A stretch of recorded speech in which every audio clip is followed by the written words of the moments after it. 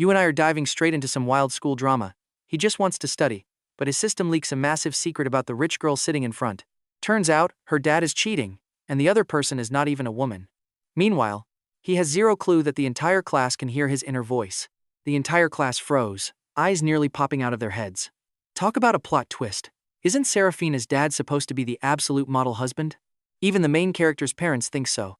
Up front, Serafina proudly lifts her chin, totally confident in her perfect family. She believes her dad truly loves her mother. But the system is about to pour ice-cold water all over her dreams. It casually notes how humans excel at faking everything. You are not him, so how would you know? It turns out, even his own daughter has no idea who her father really is behind closed doors. Serafina clenches her fists in sheer panic, her eyes filled with doubt. Inside, the main character is practically begging the system to spill the tea, but the system plays hard to get, acting all mysterious. If he wants the juicy details, he has to finish a whole page of math homework first. Suddenly, the entire class screams out in unison, scaring him half to death. What is going on? Why is everyone suddenly standing up? Confused, he quietly stands up to try and blend in with this bizarre classroom movement. But the moment he gets up, he feels several pairs of eyes locking directly onto him. He awkwardly rubs his nose. Did they all notice he was a second too slow to stand up? Everyone quickly looks away, but just as they try to sit, a furious voice booms through the room like thunder, asking why they are sitting down. Since they love standing so much, they can stay that way for the entire class. The homeroom teacher is still absolutely furious about everyone skipping school a few days ago. The classroom had been peaceful lately. She honestly believed her students had finally transformed into obedient little angels. Who could have predicted this total disaster? Our main character is completely miserable, deeply regretting his decision to blindly follow the crowd just to end up punished like this. It is understandable for the others, but even their usually calm and perfect class representative, Caspian, is standing up with them. Caspian calmly pushes up his gold-rimmed glasses, looking like an absolute gentleman, while the rest of the students are silently crying tears of utter frustration. They are all blaming our main character's cursed system. If it had not started leaking secrets, they would not be stuck standing like idiots. Serafina is by far the most stressed. The system's heavy hints make her realize this crazy cheating scandal might actually be real. She still clings to a tiny shred of hope, desperate to hear the full story to see if it is just one big misunderstanding. But now, she has to wait for him to solve a whole page of math. She knows damn well that his terrible math skills are enough to make even a godlike system lose its mind with frustration.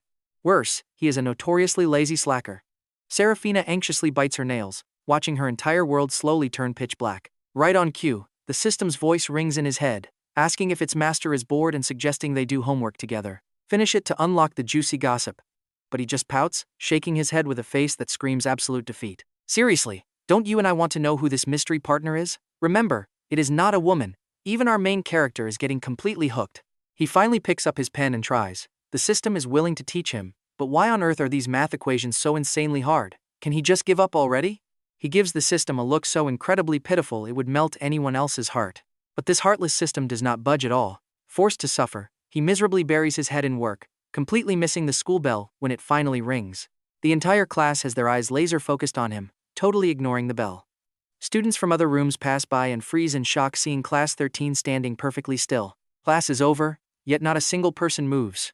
This is definitely not the lazy Class 13 everyone remembers. Normally, they would sprint out like prison escapees the second the bell rings, or just pass out right at their desks. Since when do they stand in perfect, quiet rows? Is grade 11, Class 13 possessed by ghosts? Meanwhile, he is still crying over how impossibly hard math is. Can we please switch subjects? How about he sings an ancient poem instead?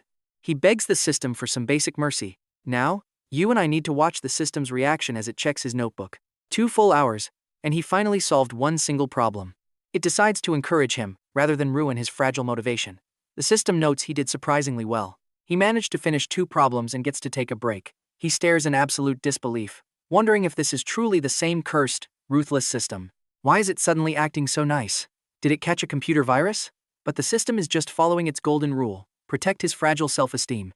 It speaks as if coaxing a little toddler, praising his great job and telling him to rest for 15 minutes before they continue. Since its master finally put in some real effort, it cannot treat him like a working donkey. If he gets mad and ignores the system, what is it supposed to do? He instantly face-plants onto his desk, feeling gloriously liberated and comfortable. It is official, math is the root of all evil in this world. Now that he is free from math, he feels like his soul has been resurrected from the dead. Hearing his dramatic internal monologue, The entire class bites their tongues to stop from laughing out loud, their faces turning bright red. They do not dare make a sound, fearing he will think they are all having a collective seizure. But Serafina is not laughing. She is pacing like an ant on a hot stove, absolutely desperate for the afternoon to finally arrive so she can get answers. He looks over and sees her slumped over her desk, looking exactly like a sad, wounded puppy. It is incredibly tragic. Even though she feels bad seeing him tortured by math, you and I know she is still desperate to hear the rest of this wild secret. Alright, you and I are about to see the craziest drama unfold when this rich girl grits her teeth, copies a cheat sheet, and slips it onto my desk. I looked up to see Serafina blushing shyly. This felt super weird. Why was she looking at me like that? Then I noticed an extra piece of paper lying on my desk. I picked it up to check. My eyes widened. I stared at Serafina with tearful, overwhelming gratitude. What a saint. This rich heiress is truly a beautiful soul. Why did I never realize how amazing Serafina is? She actually copied the answers for me. She definitely saw math bullying me and came to save my life.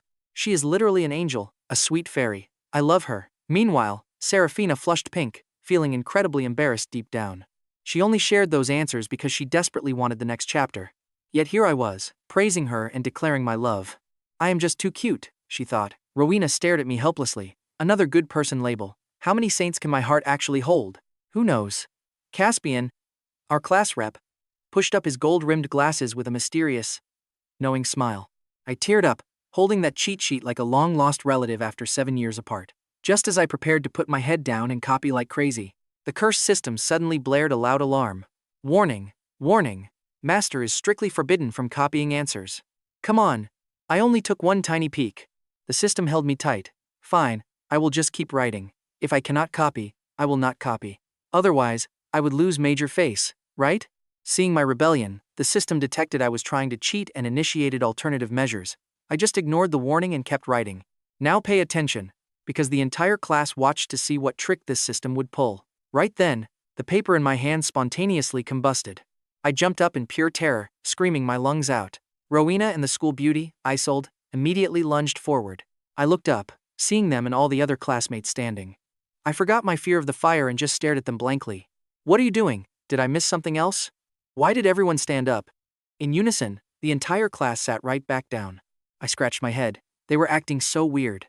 What was going on? We want to know so badly, the whole class screamed internally. Even if you ask, we will never tell. We are only acting weird because of you. I sat back down, watching the system throw a temper tantrum. What is your problem? Why burn my cheat sheet? It roared back, no copying. I crossed my arms. You never said I could not copy. The system replied, do it yourself. You can get a tutor, but absolutely no copying. Do you understand? I rubbed my ears. Fine. I get it. You do not have to be so fierce.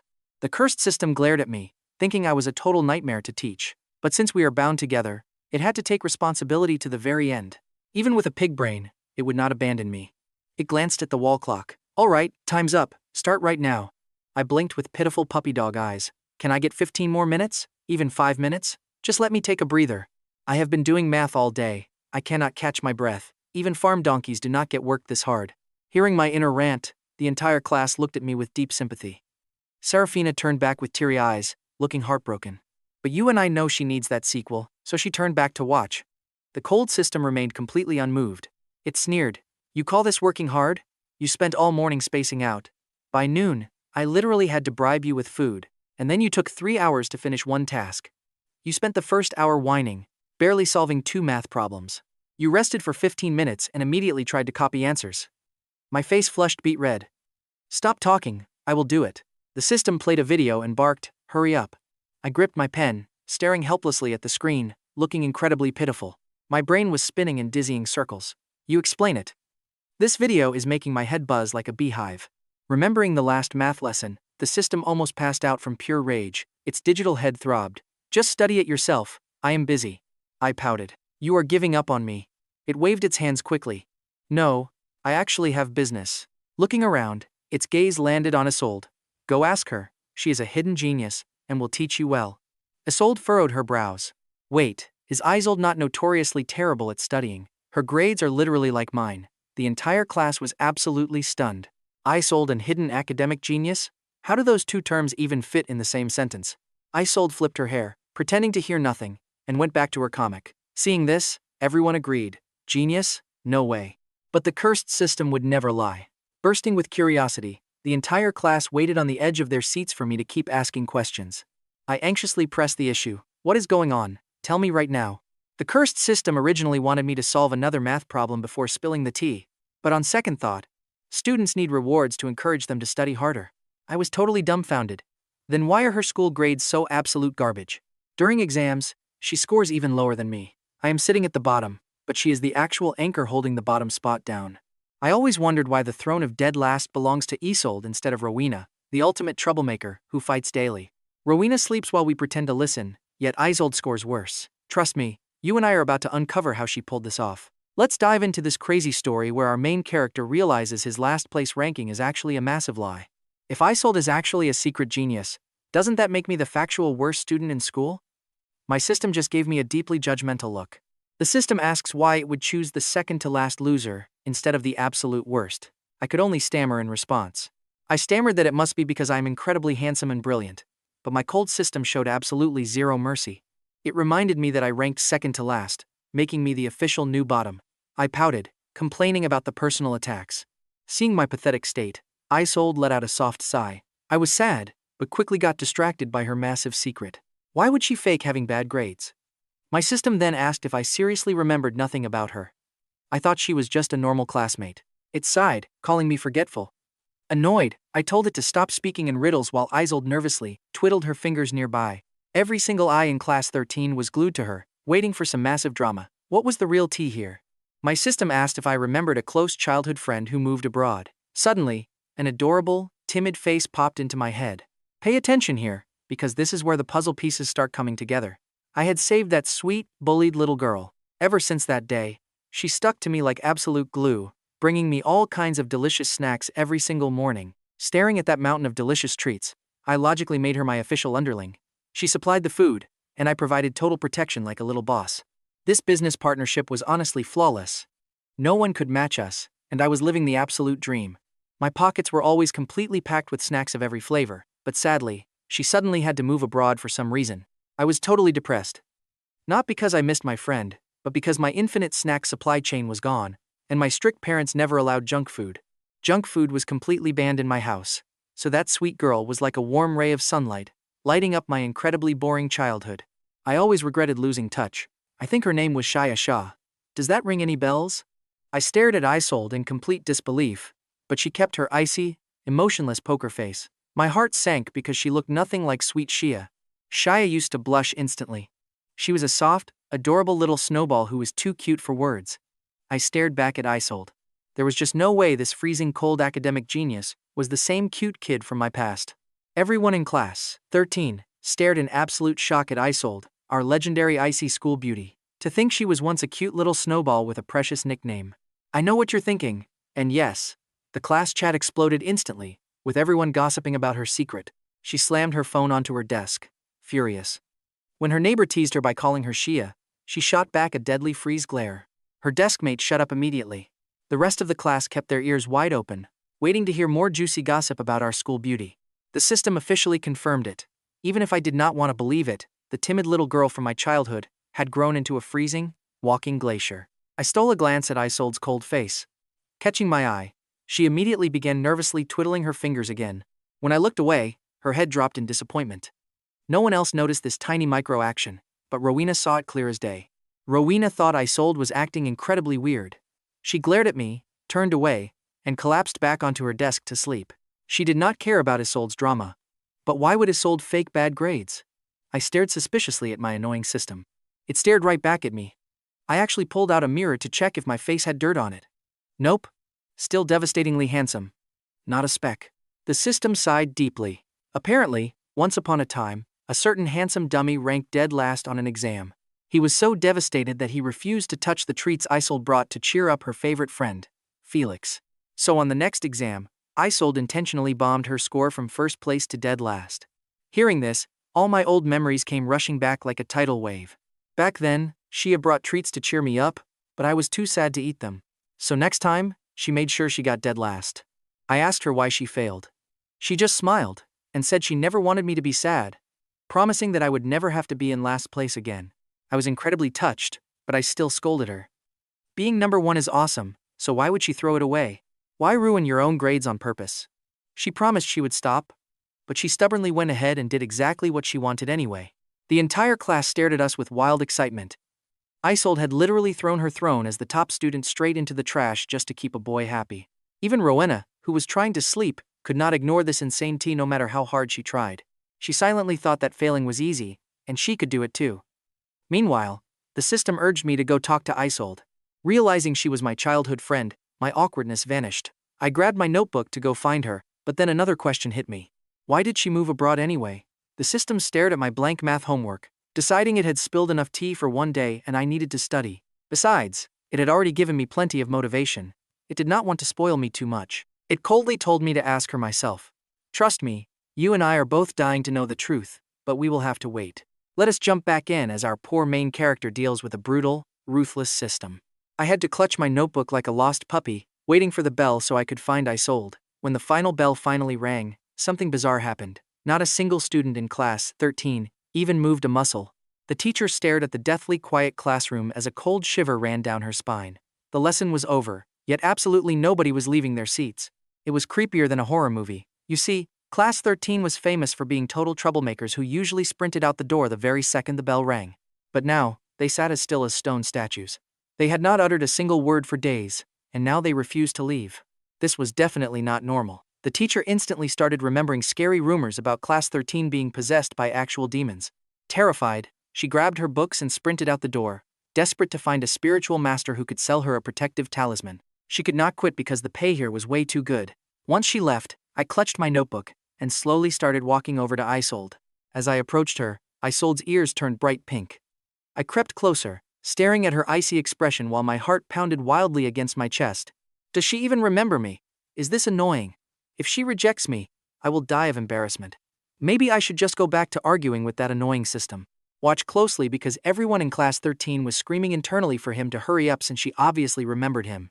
Seeing how cowardly I was being, Serafina wanted to run over, shove me right next to Isolde, and force us to study together.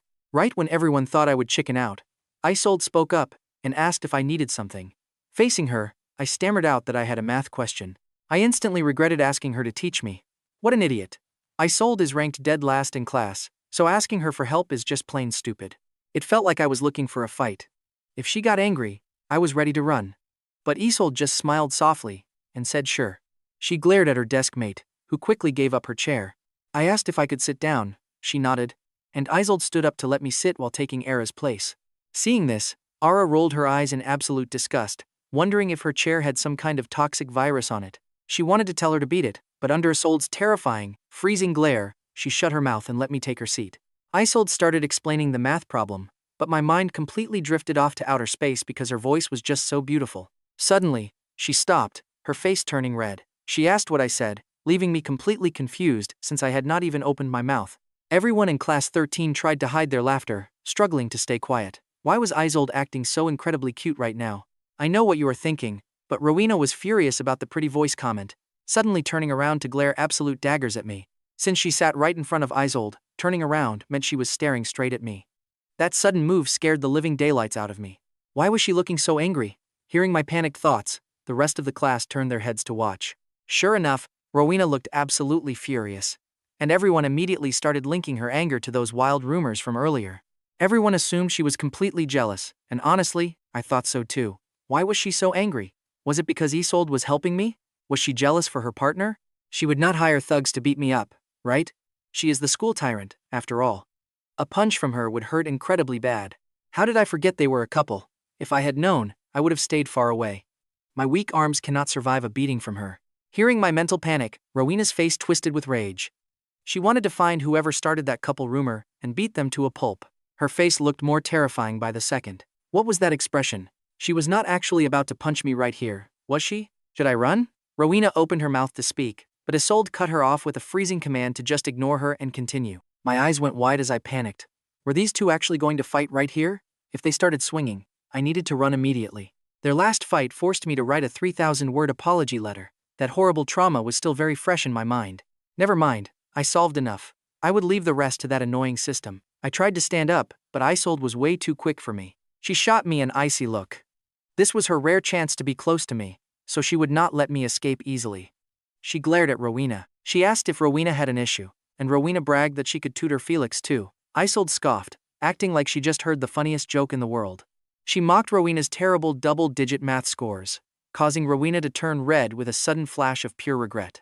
If she had known, she would have studied harder. Still, she kept her cool, asking if Isolde was really that great when she could just hire pros. Isolde curled her lip in complete disgust, which absolutely set off Rowena's legendary temper. What was that look supposed to mean? The whole class got super excited watching this sudden drama unfold, mentally cheering for a fight between Rowena and the school beauty. Who would win? Facing these two gorgeous girls ready to snap, I felt absolutely no pride. Instead, my inner voice only wanted one thing. I really wanted to slip away, but they both yelled in perfect unison for me to stay. My heart hammered wildly in terror. That synchronized shouting was insane. They really made the perfect couple. They just glared at each other with pure, mutual hatred in their eyes. I tried to make myself as small as possible. Their argument was terrifying, and I did not want to end up as innocent collateral damage in their war. And that's where we leave it, as they both realized they desperately needed to prove there was absolutely nothing between them. Alright, you and I are about to watch our main character panic as both of them speak in perfect, terrifying unison. Before he can even stand, Rowena and Isolde flank him on both sides, slamming him right back down into his seat. Our poor main character looks like a helpless little rabbit facing two predators. Meanwhile, the classmates are absolutely loving this dramatic show. Honestly, with school drama, this insanely juicy, who even needs to go out? Aura watches with pure fascination, instantly forgiving Isolde for snubbing her earlier. Seraphina's eyes are practically sparkling. She feels a little guilty about using her own dad for entertainment, but this gossip is just too good. The legendary battle between the Ice Queen and the school tyrant. This is peak entertainment. We need 10 more seasons of this. While the rest of the class is having the time of their lives, Felix feels like he is sitting on a hot grill, terrified of getting blasted by their lovers' quarrel. The moment he tries to speak, Rowena and Isolde sync up again, yelling that they are not what he thinks. Honestly, their creepy coordination is incredibly impressive. Despite their perfect timing, they immediately glare at each other like they are looking at toxic waste. Classic bickering couple energy right here. Isolde shoots a warning glare, telling Rowena to shut up and let him talk, but she fiercely rebels. This silent telepathic war is downright hilarious. Now, watch closely, because here is where Rowena takes charge. She fires off one final deadly look and completely steals the spotlight. She turns to Felix, saying she has something to tell him. Instantly, his heart drops. Is she going to warn him away from Isolde? Is she marking her territory? Felix is internally screaming that he will happily run away. No need to get physical, he is already leaving. Isolde can only watch this absolute idiot in frustration. But right as things are about to explode, a gentle voice cuts in. It is the class representative, offering to help with a bright, welcoming smile. To Felix, this guy is not just a classmate, he is a literal savior sent from above. Without wasting a single second, Felix grabs his bag and bolts straight toward him, begging to escape this madness immediately. Rowena and Isolde glare absolute death threats at Caspian, but the class representative completely ignores their anger, smoothly escorting Felix away and telling Ara she can leave now. Ara is totally confused by the representative's move, but she still quickly packs up and leaves. The moment Felix sits down, Caspian turns to his deskmate, Orion. He asks to swap seats. Orion takes one look at the representative's illegally handsome, intimidating face and immediately surrenders his spot without a single fight. The entire class watches this unfold and instantly freezes in shock. Why on earth is the perfect class representative suddenly entering the battle zone? But honestly, this elite drama is way too good to miss. Everyone is internally screaming for them to keep going because they love the chaos. While Felix and the representative smile brightly, Isolde and Rowena look like impending thunderstorms. They exchange a dark look and let out a simultaneous cold snort. Ignoring each other, they pivot and glare directly at Felix and the representative in perfect unison. Seeing those happy smiles only makes their expressions 10 times worse. Watching these two powerhouses, Felix breaks out in a cold sweat. He knows if he makes one wrong move, they might literally vaporize him. Thankfully, with the representative's patient tutoring, Felix finishes his homework right before the final bell. He slumps into his chair, completely drained of all life force. He swears he is never touching math again. This insanity is straight up criminal. It is way too brutal. You and I both know this cursed system is pure evil, and right on cue, it mocks his pathetic state by playing a sarcastic, digital round of applause. But the classmates do not care, they are just thrilled, they are finally getting the juicy gossip on Seraphina's dad. Felix just looks at his savior with gratitude. The representative is a literal saint, a modern-day superhero. Felix beams a bright, thankful smile right at him. Caspian just waves it off with a gentle smile. Meanwhile, Isolde shoots a furious glare at Rowena, blaming her for this entire mess. Rowena fires a deadly glare right back. Remembering how helpless Felix looked, she makes a silent vow to study like an absolute maniac tonight so she can tutor him herself. Felix completely ignores their silent bickering. His mind is entirely focused on one thing: uncovering the mystery behind Serafina's dad. Just as he is about to ask, the end-of-day bell rings loudly, yet not a single student moves. Felix scratches his head in total confusion. Why is nobody rushing home? Normally, they sprint out the door. Instead, everyone is sitting perfectly still like meditating monks, refusing to move. It is incredibly creepy. Even the teacher looks at them in absolute panic before hastily packing up and bolting out of the classroom. Felix resolves to buy a protective ward immediately, but hearing his inner thoughts, the rest of the class collectively groans at the timing of the bell. Usually they pray for the bell, but now it has ruined everything. They are doomed. Everyone gulps, desperately trying to invent a believable excuse to stay. Suddenly, one guy speaks up, claiming he hates going home early anyway, so he is just going to take a nap right at his desk. He immediately faceplants onto his desk, and his loyal deskmate quickly chimes in, promising to stay and sleep alongside him. Felix is completely baffled by this weird cooperative napping. One by one, the rest of the classmates collapse, their stubborn postures screaming that they are absolutely not leaving. It is totally bizarre, but since they are always weird, Felix shrugs it off. A second later, he finally speaks up to break the silence. He suggests talking on the way out. Instantly, the entire class springs up like Pop-Tarts, packing their bags so fast it scares him half to death. What on earth is going on? Weren't these people supposed to be sleeping? There is definitely something deeply wrong with this entire classroom. The class internally screams at him for calling them weird. They are literally risking their lives just to hear this juicy family drama.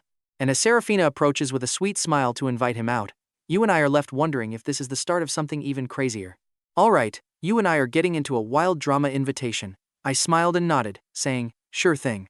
Serafina blushed at my praise, feeling totally shy. She offered to treat me to some snail noodles nearby, and I obediently nodded like a good boy. Seeing my perfect puppy behavior, her hands practically twitched. She finally got why the school beauty and the school tyrant were fighting over me. My adorable expression was just too hard to resist. She was screaming inside her head, already mapping out the perfect plan to kidnap me back home. Right then, the rest of the class chimed in together. They all begged Serafina to take them along for some noodles too. They yelled that she could not just treat Felix. I was baffled. Were those noodles really that good? But the class was thinking something else entirely. They just wanted to follow me and feast on the drama. Serafina secretly wanted to take them all out, right on the spot. Knowing they were all helplessly addicted to the gossip, she reluctantly agreed and gave them a nod. And just like that, the entire class 13 marched aggressively to the shop. A huge squad of over 20 people, radiating pure mafia energy. Other students passing by were absolutely terrified, but seeing it was class 13, it all made sense. Everyone knew they had been acting weird lately. The entire school knew. They marched like absolute champions toward the noodle shop. People planning to buy noodles saw this massive group and immediately slammed on their brakes, turning their bikes around while others literally sprinted out of the shop. Now pay attention, because here is where it gets funny. I blurted out, does our class look like a street gang? Class 13 just awkwardly rubbed their noses for drama. Everyone was totally risking it all for gossip. The owner saw his customers fleeing and stepped outside to check, only to be completely stunned by the aggressive army of Class 13. Serafina stared at the owner's blank face, desperately trying to hold back her laughter. He probably thinks we are a gang here to wreck the place. Barnaby scratched his head, smiling warmly, and yelled, "Boss, we just want some noodles." The poor owner was totally bewildered, not understanding why a bunch of kids buying noodles looked like an actual crime syndicate. But his business instincts kicked in, and he quickly welcomed us inside. Money is money, right? Soon, everyone in Class 13 got a steaming bowl. My deluxe premium bowl had double eggs and extra sausage.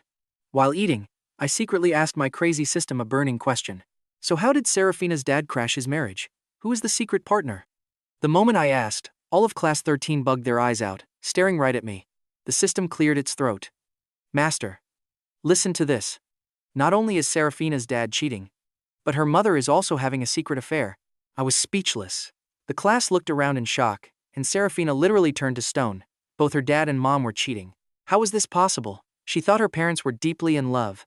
Everyone looked at Serafina with massive sympathy, feeling incredibly sorry for her. I know what you are thinking. Mind blown, right?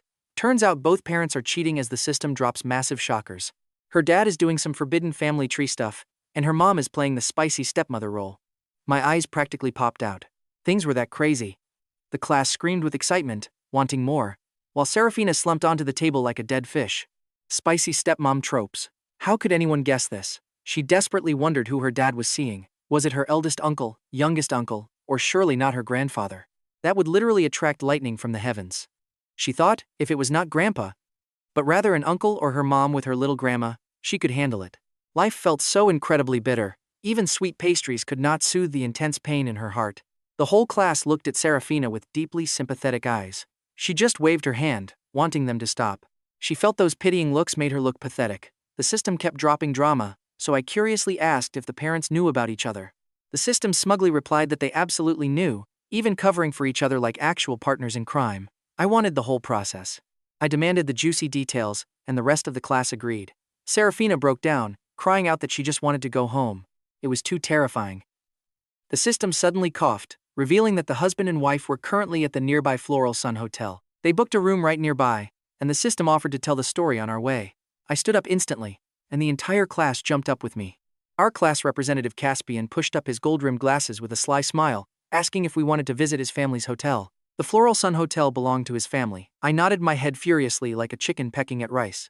Yes, let us go. Everyone agreed eagerly. The class representative chuckled softly and led the entire class 13, marching aggressively toward his family's luxury hotel.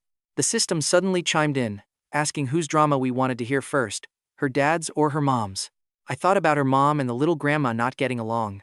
What on earth could have brought them together like this? But I was incredibly curious about her dad. What secrets was he hiding? Was it a brother? A nephew? An uncle? Or maybe a whole group of guys? Hearing my thoughts, Serafina felt so utterly helpless she almost spat blood. What kind of terrible karma did she have to deserve this torture? The class cheered, realizing the rich really do have the wildest drama. The system glanced at me and cleared its throat mysteriously. It was none of them. I was shocked. Could it be Grandpa? Surely not, since Serafina's grandfather was already deceased. And that is where we leave it today. Serafina desperately needs an ambulance, and Class 13 is absolutely exploding with hype. Alright, let's jump into a story that'll totally break your brain. You guessed a human ghost romance? Well, you're dead wrong. Serafina and I clutched our chests, letting out a massive sigh of relief. But wait, why am I the one sweating here? It's not even my drama. I glared at the system and begged it to stop leaving us hanging. Speak up already. And finally, the system spilled the absolute truth. It is her great-grandfather's illegitimate son. Wait, let me calculate that. Her grandfather's father's illegitimate child? Isn't that just her grandfather's younger brother? Which makes him Serafina's dad's great-uncle. Okay, even though it is still a weird age gap, it is not as utterly insane as I expected. Serafina realized her wild guess was wrong, letting her racing heart calm down just a tiny bit. Sure, any family taboo is totally messy, but she still felt a weird sense of relief. Then the system spoke slowly, making my own heart drop. So, what is the real story here? I smacked my forehead trying to calculate the age of this young great-uncle. Does her dad even know? The system explained that this young great-uncle was born very late in his father's life. Because of that, he is much younger than his brother and is only 10 years older than Serafina's dad. I got totally impatient and interrupted. Sorry, but in this twisted family tree, who is actually older? The system looked at me completely confused, asking what I meant. I explained my dirty thoughts. The system laughed, telling me we would find out later.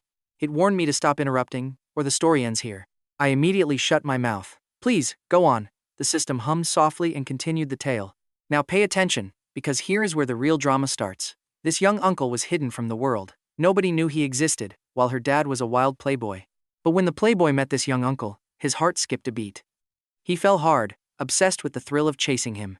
Despite being chased, the young uncle kept rejecting him because of their secret connection. Yet, he fell for the dad's surprisingly pure soul, sinking deeper and deeper into love. As for her dad, he chased the young uncle until his feelings became completely, undeniably real, but family pressure stopped him from making a move. That is, until her dad almost died for him. The young uncle finally surrendered to his heart. They shared an unforgettable, intense romance. But it did not last long before the grandfather discovered their forbidden affair. After a tense talk, the young uncle fled abroad and completely vanished. Crushed by family pressure and an arranged marriage, the dad was forced to marry Serafina's mother. Both parents loved other people. They only agreed to a fake marriage of convenience because their families forced them into it. While her mom and her girlfriend lived happily, her dad spent every single day drowning in silent, heartbroken misery. Finally, after taking over the family, he broke his chains, went abroad, and brought his true love back home. I know what you're thinking. This drama is absolutely wild. It's so spicy that everyone listening was completely hooked. Serafina tried to stay positive. It's fine, she thought. Life is tough, but things will get better. Still, she could not help feeling sad. The system glared at me, and I zipped my lips. It continued, saying the next part had less drama, so it would keep it short. I blurted out that I desperately wanted to hear everything. Everyone nodded in agreement, eager to keep feasting on this delicious family drama. Serafina covered her ears, refusing to hear more about her dad. The system shot me a warning look, telling me to stop listening. Your only job is to study hard, prepare for your exams, and pass. You should not be wasting time on this useless gossip. I quickly shut my mouth, grumbling that this system nags more than my own mother, but it kept right on talking. And then, he actually locked the young uncle up. Do not copy this behavior. Our goal is to study hard, and we must never do illegal things. Even though I was totally hyped to hear the next juicy twist of the drama, I endured its lecture and nodded obediently like a good kid. Pleased with my behavior, the system continued. Apparently, the young uncle did not agree to stay. They both fell into deep emotional torment. Finally, the uncle revealed the truth about their shared family bloodline. Devastated, her dad ran out and drank for 3 days and 3 nights. Finally, he returned, declaring he did not care, shouting, "You are the lover heaven sent to me. We just happen to be in the same family. We are both relatives and lovers. No matter what, I will love you forever." I quickly wiped the mesmerized look off my face and peeked at Serafina. After all, praising her dad's forbidden romance right in front of her felt extremely awkward. Talk about a complicated relationship. What happened next? I urgently begged the system to keep going. The young uncle wavered, asking for some time to think, but right in that moment, the grandfather actually went and kidnapped him. The grandfather could not accept his grandson loving his own younger brother. But when the dad found out, he confronted his grandfather, swearing to rescue his lover. If he dies, I will die with him. Driven to absolute exhaustion, the grandfather finally gave up and made just one single demand. Do not let this leak and ruin my reputation. And just like that, they ended up together. That is the whole story. I turned to Serafina, asking if she was actually their biological child. She just rolled her eyes, her soul already suffering from massive critical damage. Stop messing with me, she sighed. The system smacked my head, telling me to stop overthinking since her parents left only after she was born. So, they both cheated? What a wild ride you and I just witnessed. The system just glared. All right, you and I are about to dive into the absolute wildest family drama. When they finally found love, neither was innocent, and everyone's eyes lit up, starving for more gossip. Sure, they felt slightly guilty for enjoying Serafina's pain, but this tea was simply too delicious to ignore. Poor Serafina just gave up, deflating on the spot like a popped balloon. She honestly thought she could handle a simple stepmother trope, but her poor soul was absolutely not prepared for the emotional damage heading her way. The system cleared its throat to continue. Turns out, Serafina's grandfather was a massive player. After his wife passed, the old man completely lost himself in the wild nightlife. Serafina's mom grew numb to it, totally ignoring his endless stream of mistresses.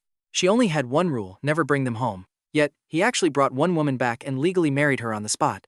Furious, her mom went to confront him, but her father was acting like a man totally possessed. No amount of screaming changed his mind. He was marrying her, no matter what. So, her mom angrily packed her bags and ran away. Her dad did not baby her at all. He instantly cut off her credit cards and blocked all help, forcing her to get a real job.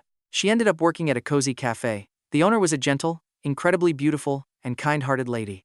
Knowing she had nowhere to go, the beautiful owner invited her in. But pay attention here, this is where the plot takes a crazy turn, and I had to interrupt. I asked if the owner was the stepmother, earning me an annoyed smack from the system. It told me to shut up and listen, so I shut up. Used to a pampered rich life, Serafina's mom could not cook at all. Luckily, the sweet owner patiently guided her through everything. Over time, her mom began falling hard for this beautiful woman, but the shop owner saw right through her feelings. She sat her down for a quick talk, revealing she was getting married. Just like that, her mom's heart was shattered into pieces. She immediately hit the bar to drown her sorrows. Her friends naturally egged her on to crash the wedding and steal the bride. Drunk and foolish, she agreed. But when she stormed the wedding venue, she discovered the groom was actually her own father. I burst into dramatic song, telling her the groom is not me. Even though my singing was top tier, everyone was too impatient for the next twist. Serafina hid her face, whispering that she was fine. A stepmother trope was nothing compared to her dad's insanely complicated family drama. Since she survived that, she felt totally immune. Her inner resilience was seriously untouchable. But the system wasn't done. When her mom realized her crush was marrying her father, she completely lost it. She got wasted, and actually replaced her dad in the bridal chamber. I know what you are thinking, and yes, we all begged to see that legendary video right then. Serafina sat there, totally numb. Her phone exploded with group chat notifications. She did not even need to look to know they were gossiping about her. She muted her phone, desperate for some peace. Meanwhile, the system glared at me, shaking its stick in pure disappointment at my bad behavior. It strictly warned me that those highly inappropriate, not safe for kids images are completely forbidden to view. I quickly finished its sentence, saying my mission was to study hard. Everyone covered their mouths, trying not to laugh out loud. Seeing my helpless face, Serafina actually smiled a bit. The system gave a satisfied nod, saying it was glad I finally understood. I begged it to go on. After that crazy night, they became complete strangers, losing contact until her parents eventually had a business marriage. On her wedding day, Serafina's mom sought out her stepmother just to tell her she was getting married. The stepmother only gave a dry congratulations, showing absolutely no emotion at all. She just kept that same gentle smile on her face. That gentle smile used to heal her, but now it felt like sharp daggers in her eyes, completely crushing the fortress around her heart. She was completely lost. After the wedding, they never saw each other again until the day her father passed away. Her mom returned to inherit the massive family fortune. I raised my hand excitedly, guessing she inherited all the assets, including her gorgeous stepmother. The system glared, warning me that while I was right, I needed to stop watching trashy shows. I pouted, but agreed anyway. I eagerly asked what happened next.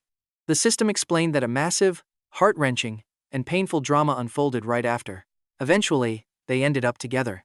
I complained that it was too short, but the system reminded me we were almost at the hotel. I immediately perked up, plotting how to ditch the crowd so I could sneak off to watch the chaos alone. But Class 13 was not letting me escape that easily. Serafina gripped my hand, faking extreme pain to help. She cried out that her stomach hurt, and I was absolutely thrilled. I ignored the others and dragged her into a full-on sprint. We ran toward the hotel as if a horde of zombies was chasing us. There were no zombies, but a wild horde of our classmates chased us, bursting right into the lobby. The receptionist walked up. When asked if we wanted a room, I nodded, booking just one. But somehow, things went horribly wrong, and Class 13 ended up packed inside with us. I stared at them helplessly. How did an entire mob manage to squeeze into our single hotel room? The receptionist probably thought we were doing something incredibly sketchy and almost called the cops, but the class rep stepped in to handle it. Staring at the packed crowd, I desperately tried to think of an excuse to slip away. Serafina read my mind, and everyone warned us not to escape. They promised to stick like glue, giving me the creeps. I grabbed some fried chicken to act natural, shouting, "What are you doing?" And that is where we leave things. You and I are jumping right into a mess. Over 20 pairs of angry eyes are glaring, looking ready to attack me. They look away instantly, but my anxiety only grows. Are they planning a massive group attack? I start quietly planning my grand escape.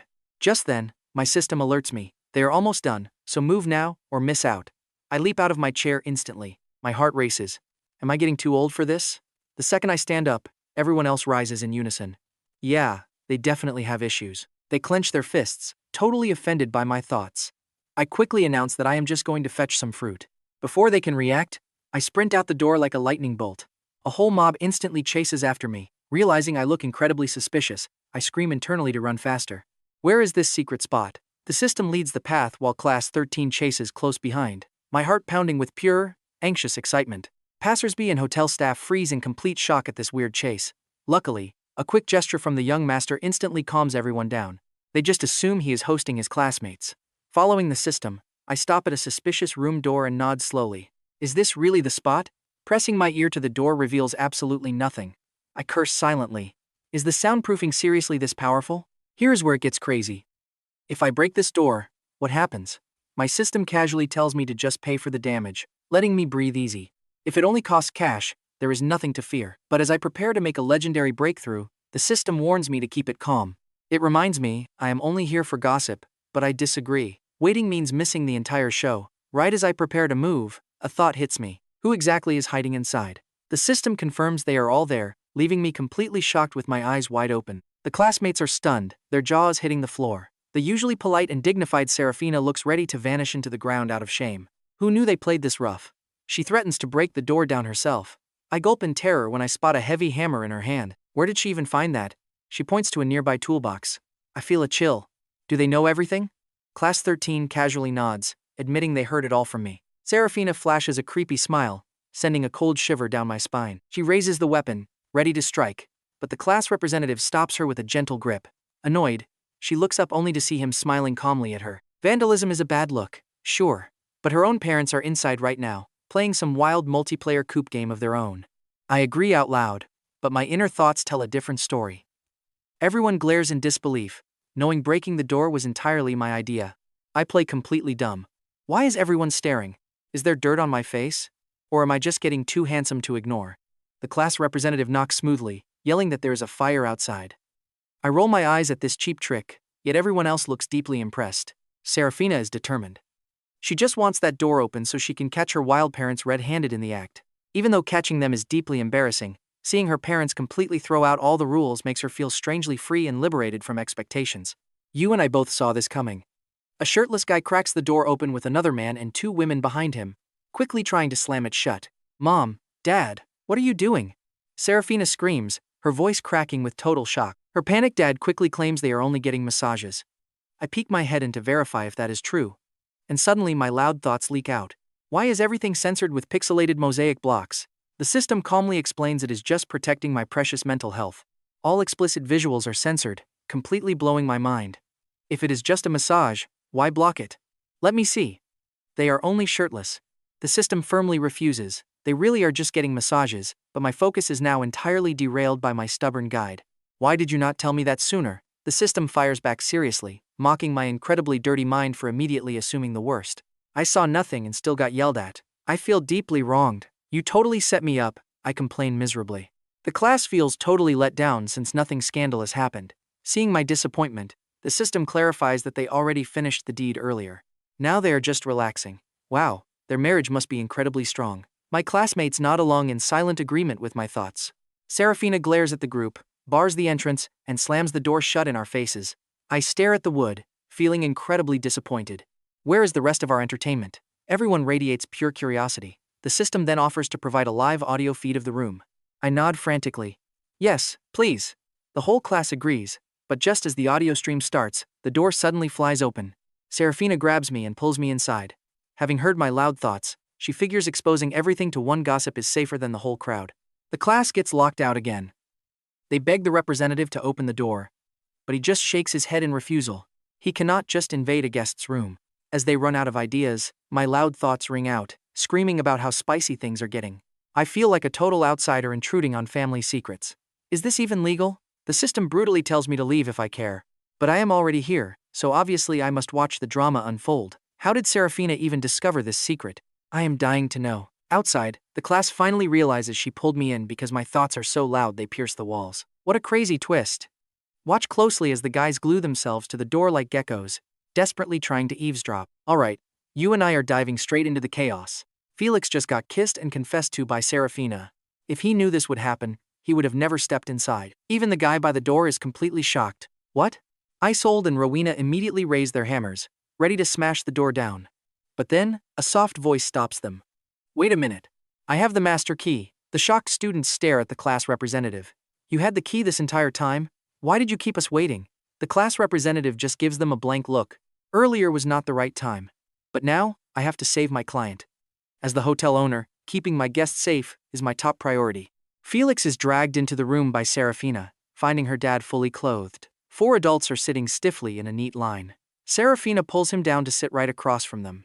Looking at this setup, it feels exactly like a criminal interrogation. But the 4 parents sitting opposite us are refusing to back down. They were just caught red-handed by a whole army of their own students, and now an extra kid has been dragged straight into the mess. The room instantly turns ice cold. Nobody says a word, but Felix's mind is racing. Why did he even walk in here? This is purely their intense family drama. Should he even stay? The system calls him shameless, telling him to leave if he feels bad. Felix argues back in his mind, totally ruining his own show-watching experience. Are you even my system? He mutters. Since he is already trapped in this room, he is definitely going to watch this play out to the very end. Now pay attention here, because this silence is getting unbearable. Serafina finally clears her throat, looking at her parents. Do you have anything to say for yourselves? On the outside, Felix looks completely calm, but inside he is screaming. It is starting. Are they going to fight? Serafina can practically feel stress lines forming on her forehead. She tries to reassure herself. They are civilized, educated people. There is no way they would actually start throwing punches in here. Her father looks at her guiltily, opening and closing his mouth a few times. But in the end, he says absolutely nothing. Seeing this silence, Serafina finally explodes. What is the meaning of this? Is there really no explanation? Her parents lean in closer, desperately trying to calm her down. Sarah, let us just talk about this properly when we get home. Serafina aggressively yanks her hands back. Why do we have to go home? Why can we not just talk right here? Felix sits next to her, nodding along. Exactly. Explain it right now. But his system suddenly chimes in with a warning. Do you really not get it? Felix suddenly blinks as 4 pairs of angry eyes lock onto him. Oh, he realizes, it is because of him. Time to escape. But Serafina grips his hand tightly, declaring he is her classmate, and has every right to know. Hearing this, her parents can only try to pacify her. Sarah, stop making a scene, but she refuses to back down. You two lied to me first. Besides, Felix is not going anywhere right now. You must explain yourselves today. Her dad tries to argue, but Serafina suddenly plants a kiss on Felix's cheek, declaring he is the one she loves. From now on, I will stay by his side, so he deserves to know everything. Her father can no longer contain himself, shouting out her name. Serafina refuses to back down, kissing him yet again. So what? Dad is chasing a great-grandpa, and Mom is playing stepmother romance with a grandma. Tell me who is actually being outrageous here. Felix's eyes pop out, completely shocked to his core. He just got kissed by Serafina again. You and I both know this room is getting insanely terrifying right now. She confessed her love, and then the door suddenly bursts wide open. Felix panics as multiple people stand at the entrance. Before he can even react, Isolde and Rowena grab him, but Serafina refuses to let go. She tightly hugs his waist, screaming that no one can tear them apart. In this life, she only wants him. Felix panics, even harder, begging her to stop. We are definitely not at that stage yet. Girls, please. Isolde calmly advises classmate Sue to go resolve her crazy family issues first. Rowena will not back down either, telling her to let go. Are you blind? Why are you dragging the guy I like away? Serafina quickly corrects her. I love Felix. Being confessed to by a beauty makes Felix a bit shy, but the entire situation is just way too chaotic. Dropping this bomb right now puts him in a massive jam. The room is absolute madness, and Serafina's dad goes from pure rage to complete disbelief. Her mother stares blankly, genuinely wondering if she somehow messed up her daughter's understanding of relationships. The great-grandpa and grandma are drowning in deep regret, wishing they never showed up. Meanwhile, Class 13 has absolutely no idea what to do. They only came to watch the drama of Serafina's parents, but who would have guessed it would loop back and drag Felix into the fire? This is a massive, tangled mess. The class representative rubs his nose, stepping forward to save him. If you want a drama, handle it yourself. Do not drag Felix into this. Felix nods frantically, begging them to leave him out of it. But Serafina stands firm, claiming she just loves him. Class representative, are you trying to fight me for him? The representative's eyes darken, and his lips curl into a highly mysterious, chilling smile. Her parents still have not processed any of this. Felix's head is spinning. What on earth is happening? This is terrifying. He needs to escape. If he knew, he would have skipped this gossip session. He came as an audience member, but ended up jumping straight into the fire.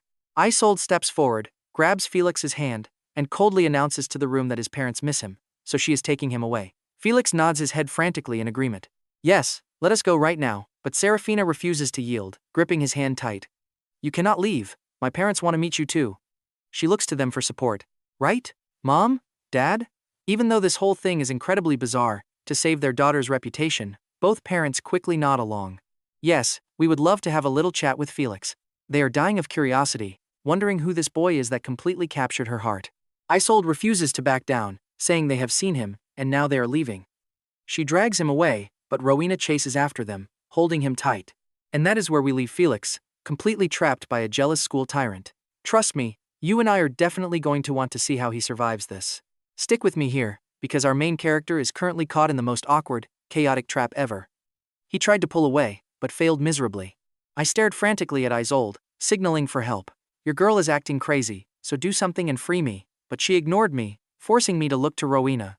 My eyes pleaded with them to handle their lover's spat at home instead of dragging me into it. Meanwhile, the students of Class 13 watched, totally confused. They had absolutely no idea what was going on, but the sheer drama was highly addictive. Rowena blushed deeply, as if making a life-changing decision. To me though, she just looked like a terrifying school tyrant about to throw hands. I desperately kept trying to wrench myself free. Seriously, let me go. The tyrant is furious, and I might get punched. Can't you two lovebirds sort your own drama out without involving me? Rowena looked pale yet incredibly shy. Then she casually dropped a massive bomb. Felix is my fiancé, so he is coming with me. I was completely stunned. The class representative smiled mysteriously, while the rest of Class 13 absolutely lost their minds with excitement. This drama was way too good to miss. They were getting top-tier gossip. Summoning super strength, I violently ripped my hands free and immediately slapped Rowena right on her forehead. Did your brain completely short-circuit? You are talking crazy. Standing nearby, Serafina agreed instantly, asking Rowena if she had completely lost her mind. Aren't you madly in love with Isolde? Why drag poor Felix into your fake marriage rumors? I nodded along in furious agreement. Exactly. You two are just having a lover's quarrel, so leave me out of it. Rowena glared at me, looking ready to spit blood from pure rage. Now pay attention, because she had to set the record straight. She lunged forward, grabbed me, and screamed that she had absolutely nothing to do with Isolde. I nodded politely on the outside, but inside, I knew better. Sure, just another classic lover's argument. Hearing my hilarious inner thoughts, Serafina barely managed to hold back her laughter. Meanwhile, Rowena was practically hopping with rage, insisting she and Isolde had absolutely zero feelings for each other. If you don't believe me, ask her. I just nodded half-heartedly. Sure, keep using me as a human shield for your couple's fight. I figured Isolde was just playing dumb, making Rowena go totally berserk. Class 13 burst out laughing, fully agreeing with my hilarious logic. Rowena spun around to glare at Isolde, demanding an explanation. Reluctantly, Isolde stepped up to finally address the situation. She declared she had zero history with Rowena and wanted to destroy whoever started the rumor. I just kept nodding along politely. I told them I believed them and asked to leave, wondering why I was stuck in their drama. If they couldn't read my mind, my act might have actually worked. But they grabbed my hands again, terrified I would escape. They spent 10 whole minutes explaining the truth, though I still wasn't buying it. Eventually, the system intervened, confirming they truly had nothing going on and that some troublemaker had simply spread malicious gossip. My face lit up, and so did everyone else's. More drama. Meanwhile, Rowena and Isolde practically ground their teeth in anger. They vowed to hunt down the idiot who fabricated the rumors. Meanwhile, the four parents watching from the back realized their daughter's classmates were not normal at all. They immediately considered transferring her to a new school. Should they try to sneak away? After all, this madness had absolutely nothing to do with them. If they had known, they never would have stayed here. Who would have thought a simple room booking would get them caught by their own daughter and her friends? How incredibly unlucky. Terrified the classmates would spread rumors. They actually wondered if they should pay them hush money. They shared a look of mutual understanding. The students of Class 13 had no clue about the massive psychological trauma they had just caused those poor parents. But wait, let's look at what happened next. The system's voice suddenly echoed, announcing that the story was actually quite long. Finish this math problem first, and then I will reveal everything. The entire class let out a collective groan of utter frustration. To Serafina's parents, this weird reaction proved the class was completely insane, making them even more determined to transfer their daughter immediately.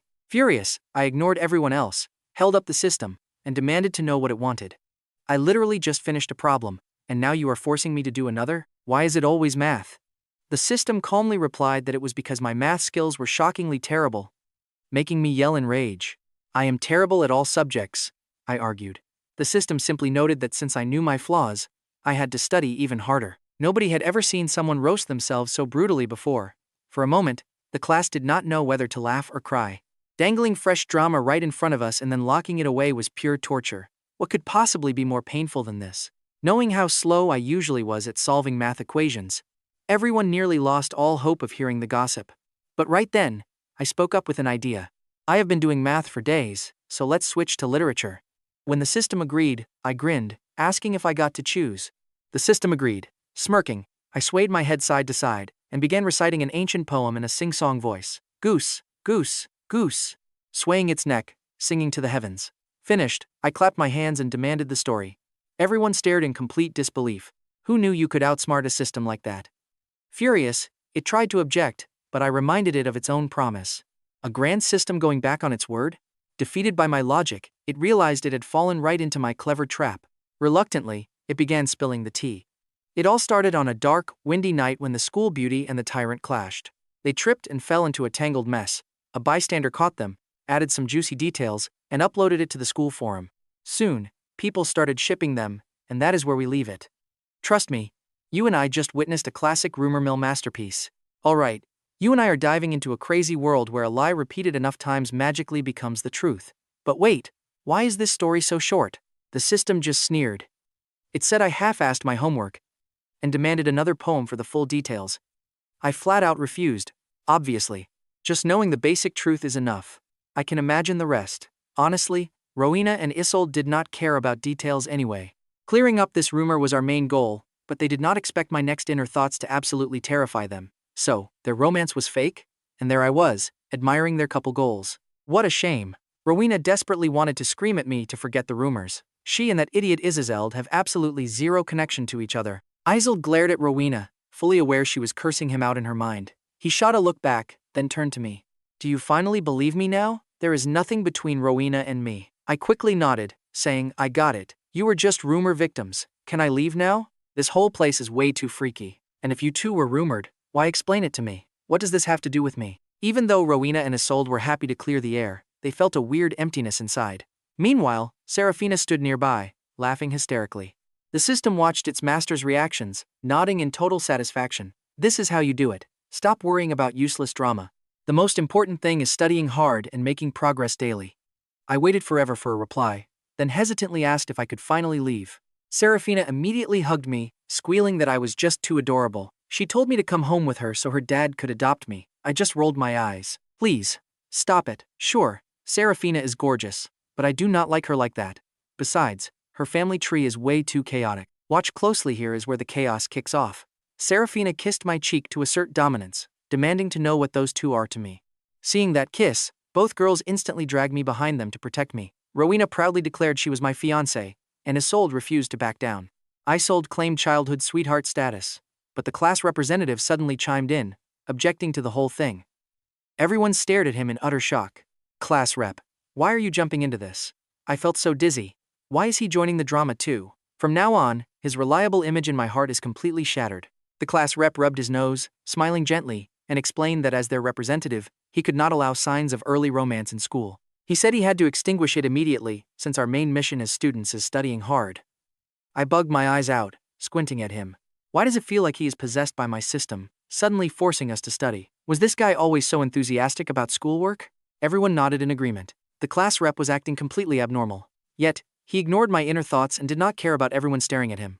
His face did not flush, and his heart did not skip a beat. He strolled to my side, smiling, and asked if I wanted to leave. I nodded furiously, desperate to escape right now. Whether he is normal or not, I just need to leave before I lose my own mind too. Just as the class rep reached out to pull me up, Rowena charged forward and blocked his path, forcing him to pause. I know what you are thinking, and yes, it gets weirder. Rowena claimed me as her fiancé, making me roll my eyes at her absolute delusion. Suddenly, Isolde pushed her way in, grabbing my arm. She gently pulled out a tissue and began wiping my cheek where Serafina had kissed me. She declared me as her big brother and said she was taking me home. I blinked, realizing this school beauty had also lost her mind. Watching Isolde wipe my face, Serafina could not help but pout, feeling extremely jealous and uncomfortable inside. She resolved to lure me to her house just to spite them. Meanwhile, Isolde turned to look at me with shimmering, watery eyes. With a voice soft as a kitten, she reminded me of my childhood promise to protect her, asking if I forgot everything. Faced with such an adorable beauty, I had zero defense and mumbled softly. Isolde immediately beamed a radiant smile, offering to take her big brother home. But just as I went to agree, Rowena ruined the vibe completely, claiming I promised to marry her when we were kids. My eyes nearly popped out of my head. What? I seriously thought her brain was damaged and shook her shoulders, asking if she was awake. She just stared back at me, looking completely heartbroken. She asked if I truly forgot holding her hand and promising to marry her when we were just kids. I was so terrified I started stuttering, telling her to stop talking nonsense. Meanwhile, the surrounding crowd was hyped to the absolute max. This drama is gold. Serafina quickly pulled me back, yelling at Rowena to stop speaking absolute nonsense. She asked Rowena if she was trying to scare me stupid. Rowena looked away sadly, asking if I really remembered nothing. But she quickly cheered up, declaring she would make me remember, and refusing to let anyone steal me. Then she forced a tragic, heartbroken smile. She sighed that if I forgot, it was fine, acting like it was no big deal. Her pitiful act practically melted the crowd's hearts. I felt a flash of sympathy, but internally, I wondered why she was smiling like that. She was totally ruining her cool character design. Rowena froze instantly, while Serafina suppressed a laugh and pinched my cheek. She cooed at how cute I was, but before I could react, someone dragged me away, yelling to bail fast. Serafina and Rowena both screamed in panic. The watching crowd complained, wanting to feast on more drama. As the three girls tugged at me, the atmosphere got incredibly weird. You and I can both see how absolutely messed up this situation is. I just wanted to go home because these people are terrifying. Nobody was willing to yield. Finally, the parents of the Sue family, who were basically just background extras this whole time, spoke up with a warm smile. You kids haven't eaten, right? Let's all eat. Serafina instantly nods okay, and the rest agree. Stick with me for this wild ride. Seeing it decided, I screamed inside. I don't agree. I want to go home. But Serafina just smiled and dragged me along anyway. Everyone basically told me my opinion didn't matter. So, completely dazed, I got dragged to dinner, and her parents even treated us to dessert after. And just like that, I was forced to stuff my face with sweet pastries. Finally, her dad cleared his throat to speak to us. Sarah is traveling next month. Want to go with her? I will pay for everything. Suddenly, Class 13 realized what was happening here. So her dad is bribing everyone to keep today's secrets. A free trip? This deal is an absolute steal, and nobody would dare talk nonsense anyway. So everyone happily agreed and thanked him. Her dad just waved it off, saying there was no need to be polite since they are friends. I slumped onto the table, crying internally that I just wanted to go home. Hearing my pathetic little muttering, everyone in the room couldn't help but snicker. Serafina stood up, offering to take me home, and I nodded instantly. Finally! But just as I got up, Isolde and Rowena stood up too. Looking at those two, I screamed inside. Not again! Hearing my thoughts, Isolde could only awkwardly rub her nose. Rowena just fixed her hair, pretending she heard nothing. Ultimately, her dad arranged a ride, and Class 13 watched us walk to the car. Now, pay attention here. Rowena and Isolde piled in out of sheer jealousy, because they wanted to hear my thoughts, and then the class rep suddenly hopped inside too. The crowd outside got hyped because this car ride was going to be pure entertainment. Trapped inside, surrounded by them, I just wanted to curl up and turn invisible. Oh my god, why did they all get in? This awkward vibe is literally suffocating me. The passengers heard my crazy internal monologue and almost choked, trying to hold back their laughter, while I kept screaming silently, and they stayed bizarrely calm. Actually, the system snapped first, glaring at me to shut up because I was annoying, but I stayed stubborn and kept complaining anyway. The system just gave me a look, warning me to save my energy for homework. I immediately played dumb. What homework? Why don't I know anything about homework? The system flashed an evil villain smile, telling me to stop pretending and finish it, making me instantly explode. I am not doing it. I am dog-tired today. Will you not let me rest? The system just sneered, saying I looked like I had plenty of energy left. You and I both know this system is a menace. I cursed it internally, but it just grinned and told me not to be like that. We still have to stick together until the college entrance exams, it warned. I broke down completely, hugging my head and pretending to sleep. In my daze, I dreamt the system turned into a literal demon, locking me in a dark room to study like crazy without any playtime. If I resisted, I got whipped. I jolted awake, clutching my chest and panting. Thank goodness it was just a nightmare. That absolutely terrified me. Seeing my terrified face, everyone gathered around in concern, asking what happened. I just waved my hand, insisting I was totally fine. I just dreamt the system locked me in a dark room, forced me to study, and beat me when I didn't listen. It was horrifying. Rowena looked completely confused. Isolde looked just as lost. Meanwhile, the system jumped up in outrage, asking if that was really its image. I tried to calm down and speak. It is hard to explain, but novel systems always threaten hosts and force obedience. The system just snorted coldly at that. Even though I really want to do that, it started, but I cut it off. Aha!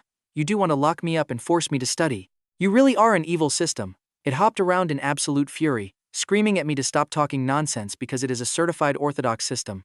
I don't do shady things, it claimed. I immediately seized the point. Fine, then you can't threaten me or force me to study anymore. The system nodded, so I instantly grew bolder. What if I don't do homework? It narrowed its eyes and asked about my housemaid. And her son? I asked, getting curious. The system smiled coldly, looking incredibly smug. Finish your homework first, and I will tell you. I blurted out. Oh my god. Instantly, I regretted it because 3 pairs of eyes stared right at me. I hurriedly forced a smile, claiming it was absolutely nothing. The 3 of them nodded, saying they understood. I was bewildered, but hey, at least they did not think I was crazy. Good enough. I tried to negotiate, asking for just a tiny hint. The system remained stoic. Sure, do your homework, and I will tell you instantly. Furious at its obnoxious attitude, I gnashed my teeth and snapped that I did not want to know anymore. The system just shrugged. I ignored it, complaining silently that it was no big deal, and I didn't care. But the 3 girls heard my inner thoughts and reached a unanimous conclusion. He desperately wants to know. In less than 3 minutes, I totally surrendered, stood up, and agreed to do it. The system flashed a triumphant smile. Deal. Pleasure doing business, I snapped back angrily. Watching my adorable reaction, Serafina suddenly had the overwhelming urge to pinch my cheek. Even though she knew it was rude, her hand moved faster than her brain. She pinched me, making my eyes pop. What are you doing? Serafina coughed and smiled, saying I was just too cute to resist. I was suspicious. Is that even a valid excuse to pinch someone? But since she complimented me, I smiled and said she was cute too, even if it was just basic politeness. Serafina was thrilled, leaning in to kiss me, but Rowena reacted instantly, throwing a pillow right between our faces to stop her. Isolde jumped in front of me, telling her to have some self-respect. Serafina just smiled brightly, provoking them by asking why she should. I'm a girl. So what? Rowena glared, telling her not to ruin her fiancé. And that is where we leave it, with our main character desperately begging them to drop the fiancé talk. Get ready, because you and I are stepping into some wild harem drama, as Isolde shields our main character from annoyed Rowena. Rowena and Serafina snapped back in unison, demanding to know on what grounds Isolde got to declare herself as his protective little sister. She claims Felix promised to protect her forever, but Rowena quickly counters that she is his fiancé, making Serafina absolutely burn with rage. Serafina drops a massive bomb about kissing him, leaving everyone stunned while her driver on the phone worries about his boss's heart health. The poor driver wonders if his boss can handle the news of his daughter's secret romance and a horde of aggressive love rivals. On the other end, Serafina's dad is completely losing his mind but forces himself to stay on the call. He is deeply stressed about this sudden teenage romance, but desperately tries to convince himself she is just acting out today because she is angry at him. But before he can even calm his racing thoughts, he hears his daughter begging Felix to date her and promising her parents will adopt him. She even throws in her wealthy grandparents to sweeten the deal, making her poor dad nearly cough up blood in pure disbelief. He does not mind her liking the kid, but the boy is totally clueless, and the competition out there is brutal. Now, pay attention here, because this is where the dad decides to hand down his ultimate, legendary secret manual on how to secure a crush. Felix is so stunned, he completely freezes up. Did she really just propose adoption and dating? He must still be half asleep. There is no way she is actually confessing. He knows she already likes someone else, so this has to be a dream, right? Serafina is totally confused by this rumor, but she shrugs it off because her real goal is getting him back to her place.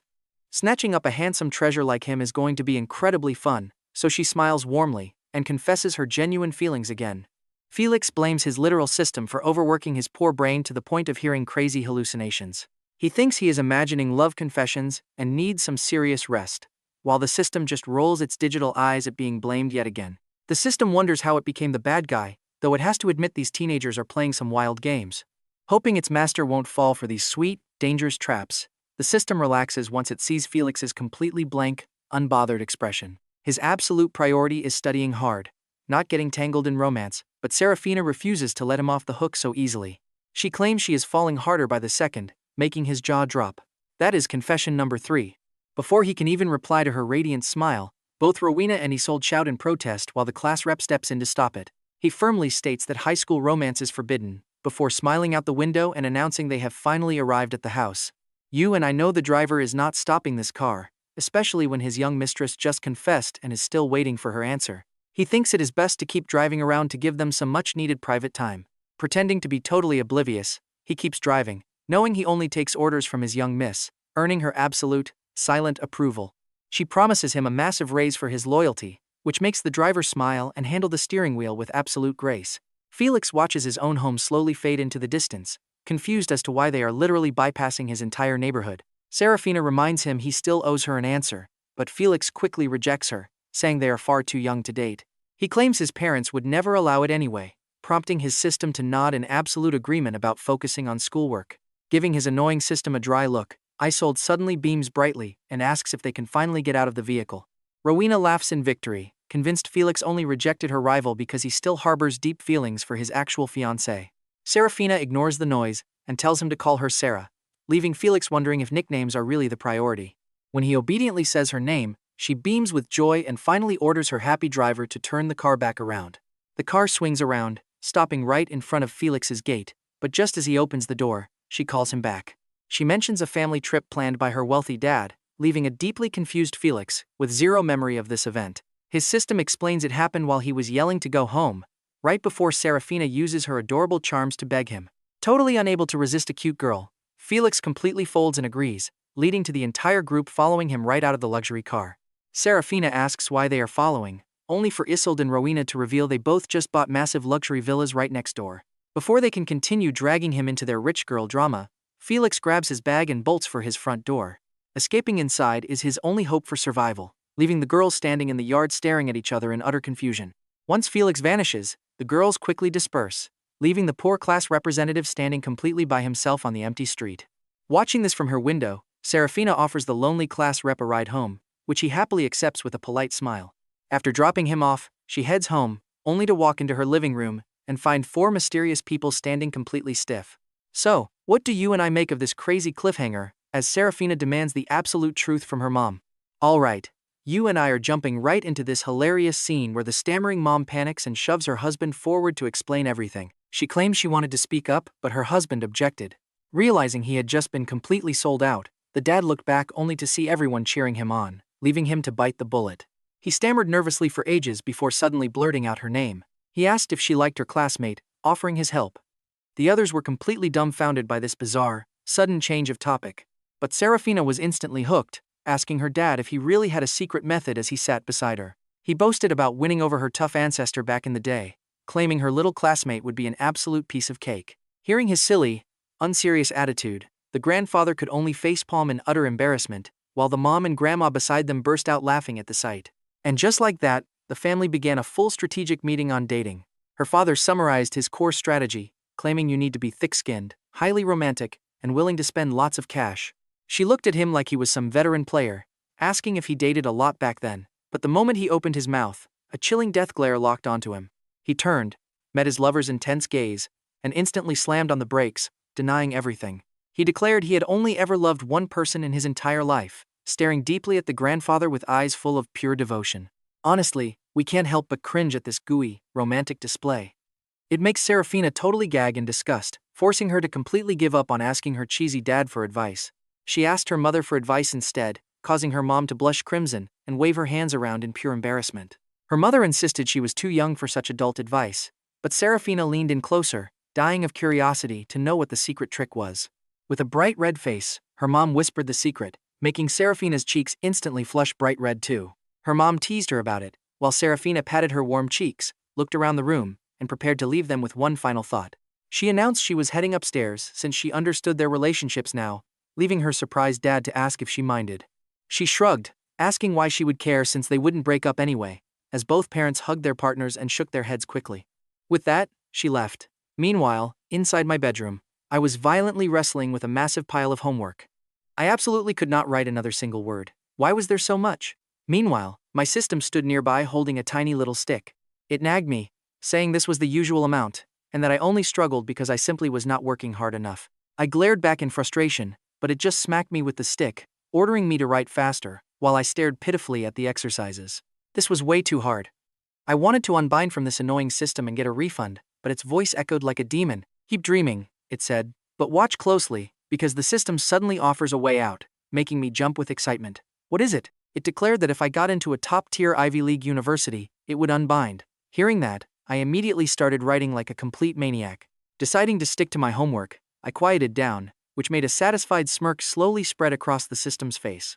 Outside my bedroom door, Martha the maid stood with her phone in hand, her eyes welling up with happy tears. She whispered in excitement, telling the madam on the phone that the young master was actually doing his homework at last. Seeing her son studying so hard on the screen, my beautiful mother instantly burst into emotional tears, proud that I had finally grown up. She grabbed my father next to her, choking with emotion as she told him that Felix was studying, while he wiped his eyes. Thrilled that their son had a future, she quickly pushed him aside and waved at Martha to pay attention. She ordered Martha to prepare some delicious, highly nutritious food to replenish my energy after all my hard work, and the maid happily agreed. Hanging up, Martha tiptoed away and gently closed the door, while my system glanced at the door in absolute disbelief. It sighed, finally realizing why I was so lazy since my parents spoiled me to death, terrified I would get tired after studying for 1 minute. It admitted it would be lazy too, looking over as I struggled desperately with a hard math problem while my loud internal screaming made its system brain buzz. Covering its ears, it blocked out my dramatic wailing as I questioned why math was so hard, and who on earth invented it. I wanted to lock that inventor up and force them to do math daily, crying that I just wanted to sleep because my life was miserable. My system finally snapped and told me to shut up, leaving me to stare back pitifully while complaining about getting scolded during my tragedy. Suddenly, my phone rang with an unknown number. Confused, I answered and asked who it was. After 2 seconds of complete silence, a gentle, pleasant voice finally said, "It is me." With my brain absolutely fried by math, I had no idea who it was until they told me to check the caller ID. I stared at the screen, blanking out for 2 seconds, making them instantly realize I had not saved their number in my phone. Recognizing Eold's voice, I asked in confusion why he called, chuckling when he admitted it was just to check on my caller ID.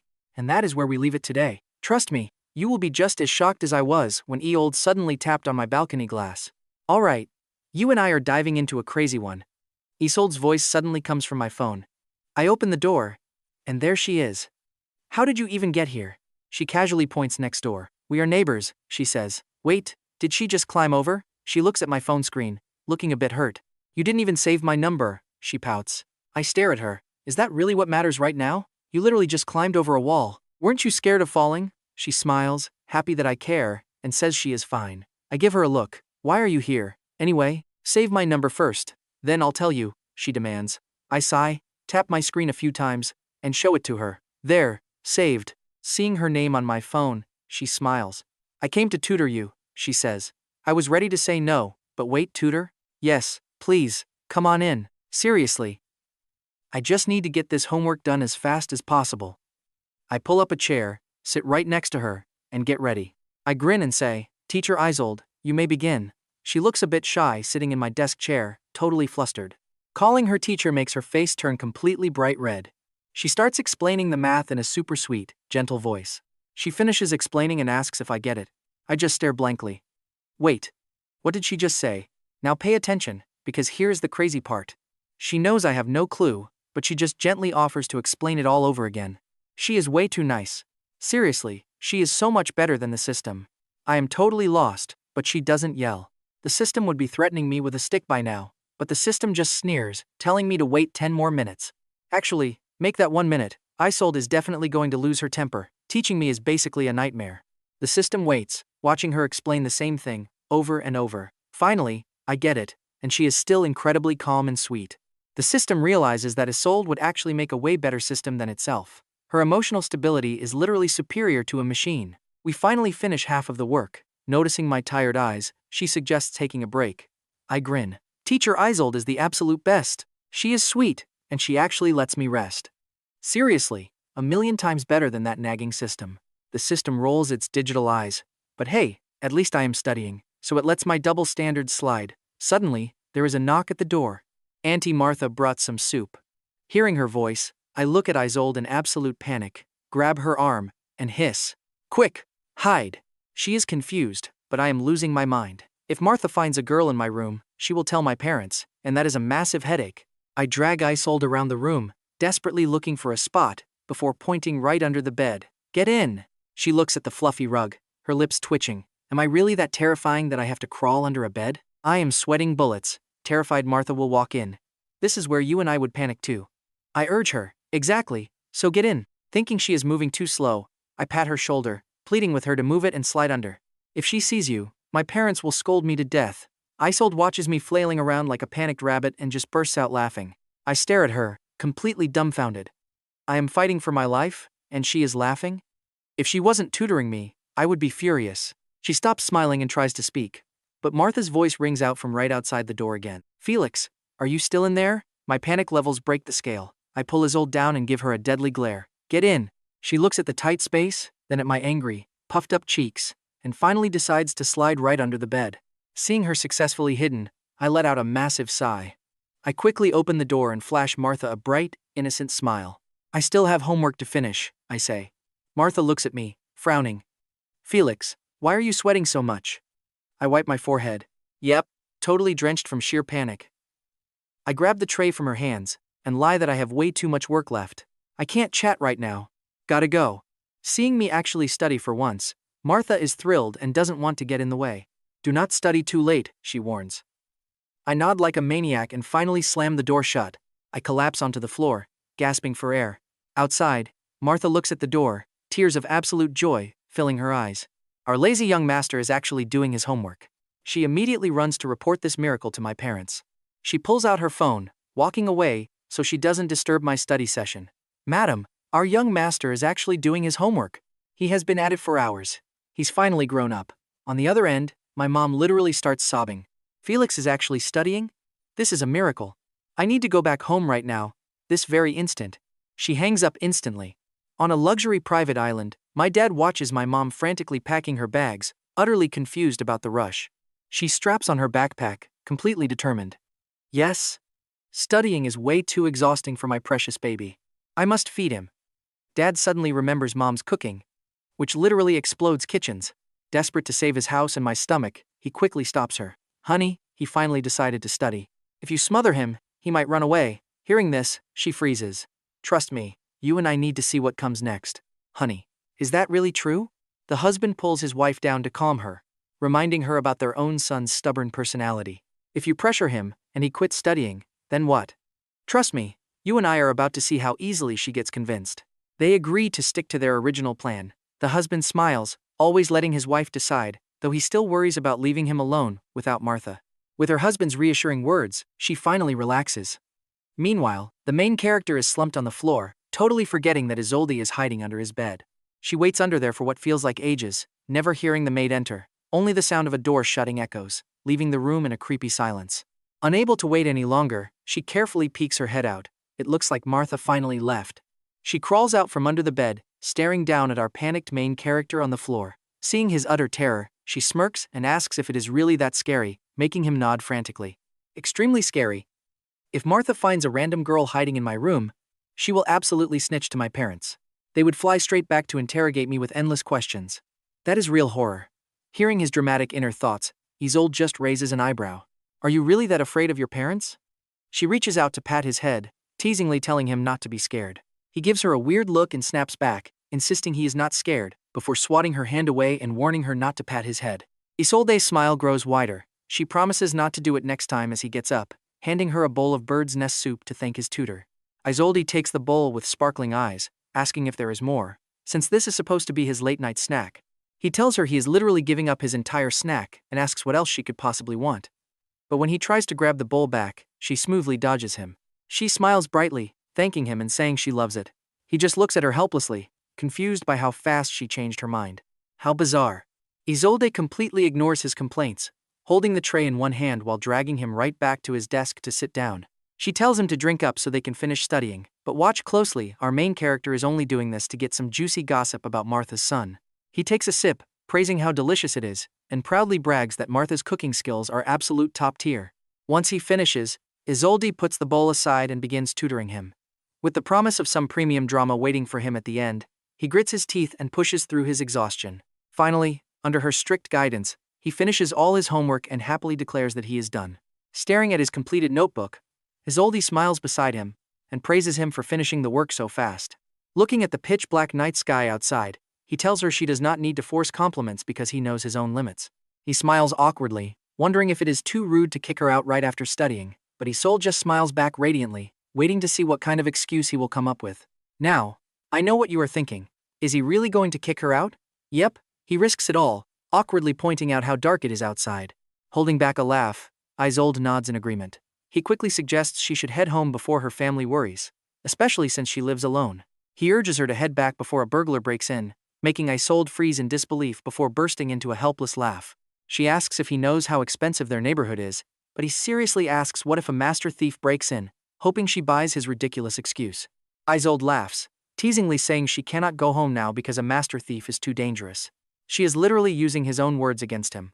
He racks his brain for another excuse, but before he can bluntly kick her out, Isolde stands up and decides it is finally time to leave. He instantly beams with joy, offering to walk her out. Seeing his obvious happiness, she shakes her head and heads straight toward the balcony instead. He follows her with wide eyes, asking why she is going to the balcony and pointing out that she might get caught by Martha. Peering down, the terrifying height makes him dizzy. But before he can even warn her, Isolde casually leaps over to the neighboring balcony. He stands there stunned, completely amazed by her insane athletic skills. Hearing him praise her in his mind, she just giggles and tells him to go get some rest. Desperate to finally check out his premium drama, he quickly says goodnight and runs back to his room. Isolde just helplessly shakes her head as she watches him sprint away. She mutters how his love for drama probably got him bound by the system. But as she turns around, she spots someone she definitely did not want to see. Her smile vanishes instantly at the sight of Rowena leaning against her door. Isolde walks over and pulls her away. She demands to know why Rowena is at her house, but Rowena just snorts, smirking provocatively as she questions why Isolde went to see Felix in the first place. Isolde admits she saw Felix and asks what business it is of hers. Enraged, Rowena slams the door shut to block her path. She demands to know what she wanted with Felix, but Isolde's eyes turn sharp as a blade as she tells her to back off. Clenching her fists, Rowena fumes with rage and forbids her from seeing him. But Isolde stands tall, radiating a freezing aura as she demands to know on what grounds. Who does she think she is? Rowena arrogantly claims she is his fiancée, but Isolde just sneers coldly as her gaze turns to pure ice. She calls it a delusion, pointing out that Felix never agreed to it. Hurt flashes across Rowena's face as she remembers he forgot their past, but she quickly masks it. Rowena claims he made a promise to her, but Isolde refuses to back down, stating he also promised to protect her forever. The two girls clash fiercely, refusing to yield an inch. And trust me, you and I are about to hear a voice that completely ruins this tense moment. Wow, this is so spicy, the school tyrant actually climbing walls in the middle of the night just to find the school beauty.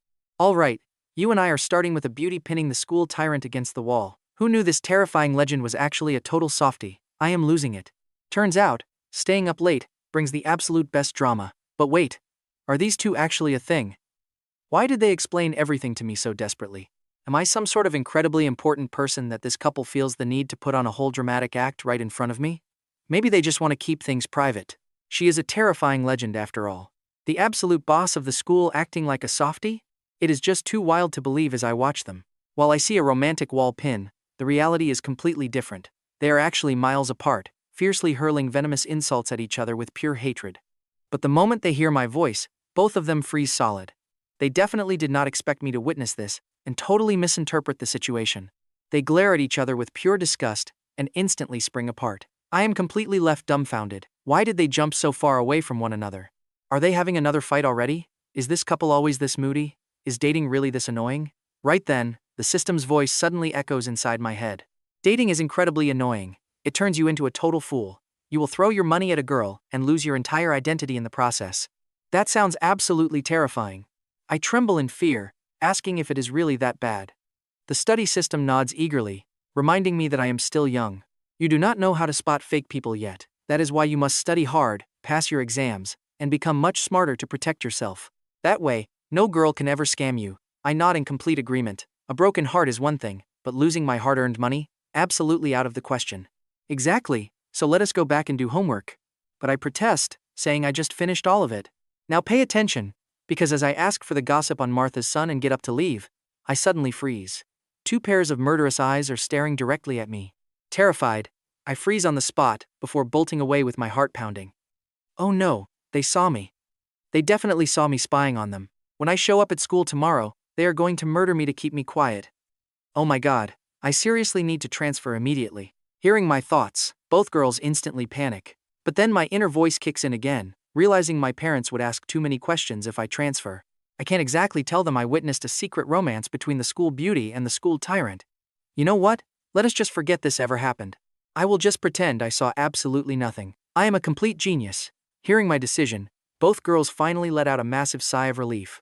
They glare at each other in disgust and snap at the same time, blaming one another and threatening death if Felix actually ends up transferring. With cold snorts, they stomp off to their own rooms and slam the doors. The system asks in confusion if they are really that scary, and I nod vigorously. Today, I saw Isolde pinning Rowena against the wall with my own eyes. If that school tyrant decides to bully me tomorrow, what on earth do I do? Do I tell my parents? This is so annoying. Maybe I can just fake being sick, skip school, and wait for her to cool down before deciding. But the system immediately shuts down my plan. No way can an honorable student fake an illness just to ditch class, it says. I remind it that I am far from a good student, but it just pats my shoulder with ultimate confidence, promising to make me a genius. And you and I both know that sounds absolutely insane. The system literally promises me the Ivy League, and I just stare at it like it is a complete idiot. Of course, I do not say that out loud, because I am terrified of triggering another lecture. This thing is more nagging than my own mother. Annoyed by my silence, the system yells, demanding to know what our mission is. I just pout, refusing to play along. Shouting slogans is way too embarrassing. You could beat me to death and I still would not do it. But then, the system tosses out some bait.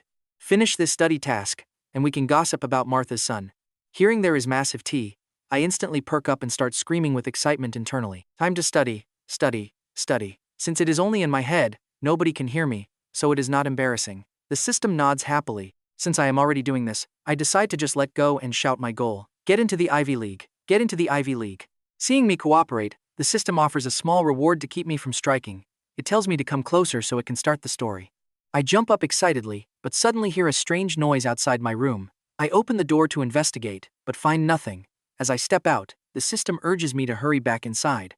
The story is about to start. Hyped for the incoming drama, I immediately close the door and rush back to my bed. Once I am gone, a figure emerges from the corner of the balcony with a soft smile on her face. She mutters that I am too cute, reaching out to touch a small blooming flower on a cactus. He was such a little troublemaker when we were kids. Now that he is grown up, he has forgotten everything. Gently touching the petal, she chuckles at her own childishness. With one last glance, she leaps gracefully down from the balcony. Meanwhile, I am sitting in my room surrounded by piles of snacks. I take a bite of chocolate and excitedly urge it to spill the tea already. The study system just silently watches me. Even though eating in bed is a terrible habit, it sees my excitement and decides to let it slide. Spoil him just this once, it thinks, so he does not rebel. And so it begins. Martha's son has a girlfriend, and she is pregnant. I immediately jump in to guess. It is not his kid, right? The system glares, telling me to stop watching cheap soap operas. I just giggle and urge it to continue. The baby is actually his, but he has no idea. He thinks she likes someone else, making her feel incredibly insecure due to his constant mixed signals. Terrified he would reject the pregnancy, she set out to talk to him. But instead of a quiet conversation, she ended up finding him partying at a local bar. I mumble about this plot being super cliché, earning me a death glare. I quickly shut up, but trust me, you and I need to know what happens next. Alright, you and I are about to dive into some absolute chaos today. It starts with Martha's son, who thought his girlfriend was cheating. In a jealous rage, he got hammered at a bar, only for her to catch him drinking with another woman. Devastated and convinced he did not love her anymore, the angry girl immediately booked a flight, planning to run away with their unborn baby. My eyes nearly popped out. This ridiculous plot felt way too familiar, just like those cliché television dramas, where the main leads absolutely refuse to talk to each other. The study system nodded in agreement. Seriously, you humans are bizarre. A simple, honest conversation would easily fix everything. Instead, you make each other guess. Feeling a deep wave of sympathy, I asked the system when her flight was leaving. It said tomorrow. The second I heard that, I leaped off my bed and bolted straight for the door. The system buzzed right behind me, asking if I was trying to play matchmaker. Exactly, because since this stubborn couple refuses to communicate, I have to step in and break the news to Martha myself. I sprinted over and pounded frantically on Martha's door, shouting for her to open up. She stepped out in her pajamas, looking confused, and asked what was wrong. Without hesitating, I dropped a massive truth bomb right on her. I told her that her son's girlfriend was pregnant and currently planning to flee. Martha jolted awake instantly, her eyes widening in pure shock. As an avid fan of dramatic romance webtoons, she immediately understood the gravity of this classic trope. Now pay attention here, because this is the exact moment I delivered the final, devastating blow to get her moving. I told her Daisy caught Toby drinking with another woman, and she is taking the baby away forever on a flight tomorrow. Martha grabbed her phone and desperately spammed her son with over 10 calls before a woman finally answered, asking who was calling. Martha coldly asked if she lacked caller identity, causing a brief, tense silence before the girl warmly welcomed Auntie Martha. Ignoring her entirely, Martha ordered her to put Toby on the phone.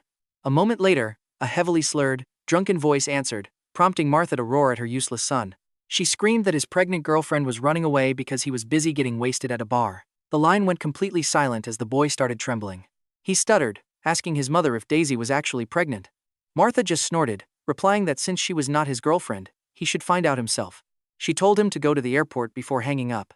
Instantly, her furious expression melted away, and she turned to me with sweet maternal warmth. She thanked me deeply, but I quickly waved my hands, claiming I just happened to know. Still, she kept showering me with overwhelming gratitude. She promised that once her idiot son brought his wife home, he would thank me in person. I just kept waving my hands in polite refusal. But Martha was absolutely determined to repay me. After going back and forth for a bit, I used having school tomorrow as a quick excuse to escape. Martha watched me walk away, wiping tears of joy while whispering about how sensible the young master had become, even worrying about getting up early for class. She truly believed I was falling in love with studying. The next morning, I collapsed onto my desk, pretending to sleep while my internal anxiety reached a fever pitch. Yesterday was downright terrifying, and I kept worrying if Rowena still remembered everything. Would she actually beat me up? Today, her face was completely blank. I know what you are thinking, but check this out. The entire class suddenly erupted, desperate to know why Rowena wanted to thrash me.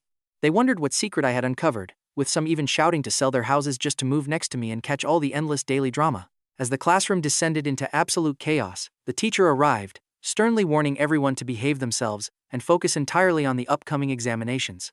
The unmotivated students barely paid attention to the teacher, offering only a few lazy, half-hearted agreements while staring out the window. Most of them had given up on academics long ago, deciding that as long as they did not get caught cheating, everything would be fine. Honestly, ever since my study system literally incinerated my last test sheet, I have not dared to pull a single trick, fearing my paper would spontaneously combust. Just thinking about that terrifying scene gave me intense chills, so I decided to play nice. The exhausted teacher sighed, grabbed her papers, and left. Class 13. The students were just about to head out when the system suddenly boomed in my mind, commanding me to raise my academic rank by 100 places on this month's exam. My heart literally stopped. How was I supposed to care about anything else? My brain completely short-circuited. Climbing up by 100 spots is a literal death sentence. Forcing a failing student to jump that high is insane. But then, the system tempted me, whispering that there would be sweet rewards.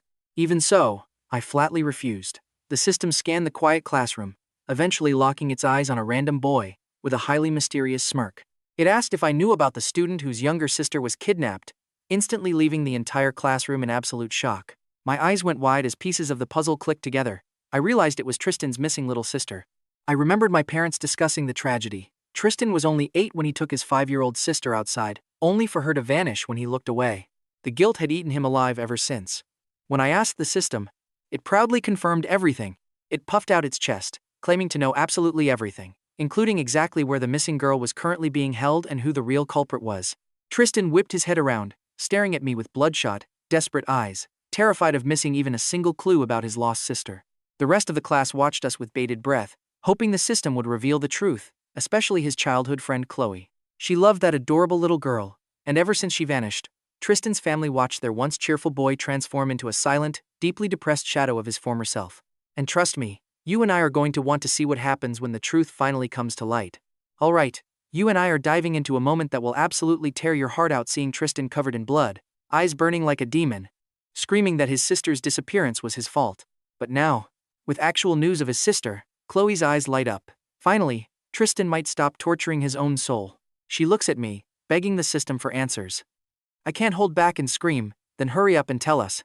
But the heartless system demands a catch. Raise your rank by 100 spots in the next exam, and I'll talk. Tristan clenches his fists so hard his nails draw blood, completely ignoring the pain.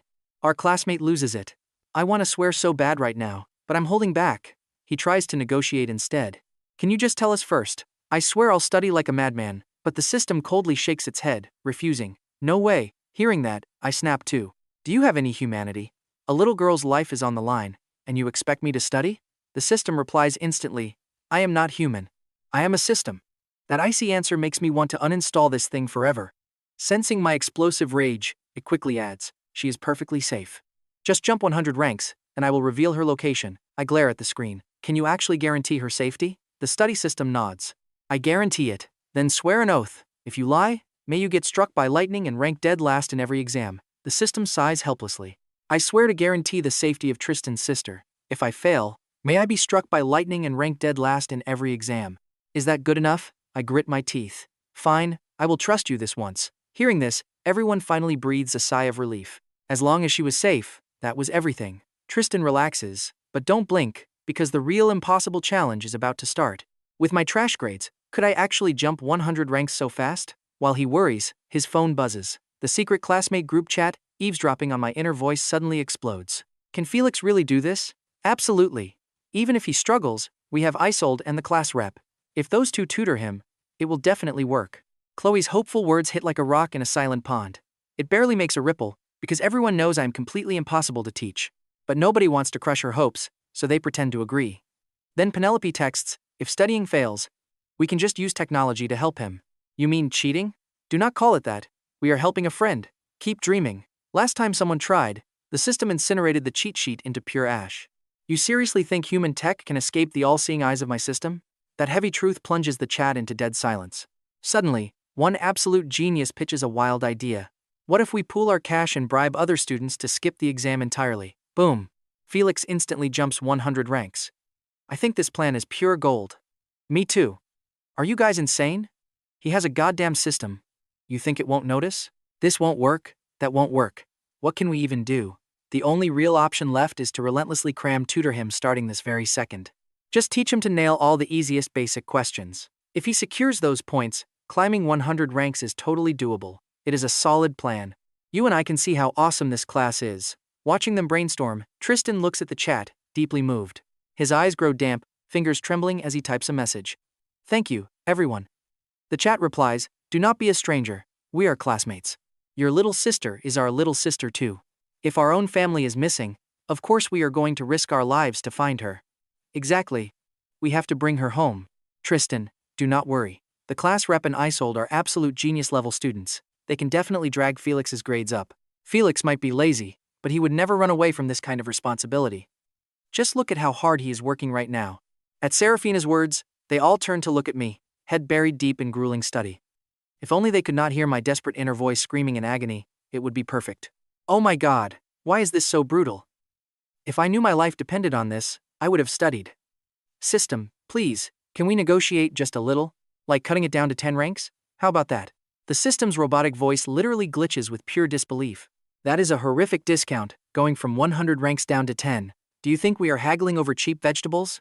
Even street vendors do not discount like this. I chuckle awkwardly. Then do you have any cheat items? Like a genius pill, or a magical hyperbolic time chamber where I can study for years in a single day? The system nods. Oh, I absolutely do. But you cannot access them. Why? Because someone is way too lazy. Because you refuse to study, you completely lack the qualifications to unlock these epic items. I shut my mouth, whispering, then what is my reward for jumping 100 ranks? Only info on Tristan's sister? Realizing my tragic fate, I accept it, and hit the books.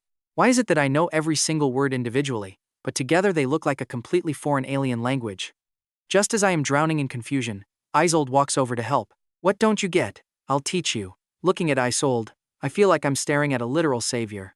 What an absolute saint. May good people have peace forever. May you be blessed with 8 babies at once. Isolde's mouth twitches violently. 8 babies in one go? I will pass on that. Rowena bursts out laughing. Isolde, I can't believe you actually have days like this too. The entire classroom desperately tries to suppress their laughter. Even though they know laughing right now is highly immoral, they physically cannot hold it back anymore. Watching the entire room vibrate with silent giggles, I can't help but wonder, are they having another collective episode? Is this a mass medical emergency? Class 13 instantly shuts their mouths. Talk about instant karma, they literally just laughed at Isolde, and now the joke is on them. I look at Isolde, then peek over at Rowena. Remembering what happened last night, I hesitate. If Isolde tutors me, is she going to get mad? Will she beat me up? She looks so scary when angry. If Isolde teaches me, will she get jealous? You and I will definitely want to see how this crazy drama unfolds next. Alright, stick with me here. Rowena is looking absolutely furious, and our main character Felix thinks he is dead meat for helping Isolde. Unlike that annoying system that always calls him an idiot, Rowena is actually patient and never scolds him. Plus, this favor is to save Tristan's sister. She will understand, right? Meanwhile, the entire class 13 is staring with their eyes wide open, completely lost in a sea of confusion. What is happening here? Weren't those rumors about Isolde and Rowena totally fake? Why is Felix acting like this? Did they just uncover a massive secret? Are they going to get silenced permanently? Looking at Rowena's terrifyingly dark expression, everyone in the room wisely shuts their mouths. Rowena stomps right up to Felix, making his survival instincts kick in, as he shrinks back in pure fear, while she frowns deeply. She tells him he completely misunderstood yesterday. Isolde nods, explaining that Rowena only showed up because she wanted to pick a fight. Now, pay attention here, staring at these 2 incredibly gorgeous girls. Felix is way too intimidated to even open his mouth and speak. How is this his fault? Last night, it literally looked like Isolde pinned Rowena against the wall and almost kissed her. Once again, Class 13 is totally baffled. Pinned against a wall? Almost kissed? What kind of high-tier drama did they miss? Rowena just bites her lip. She insists he saw it wrong. She was fighting Isolde, and she would never love that idiot.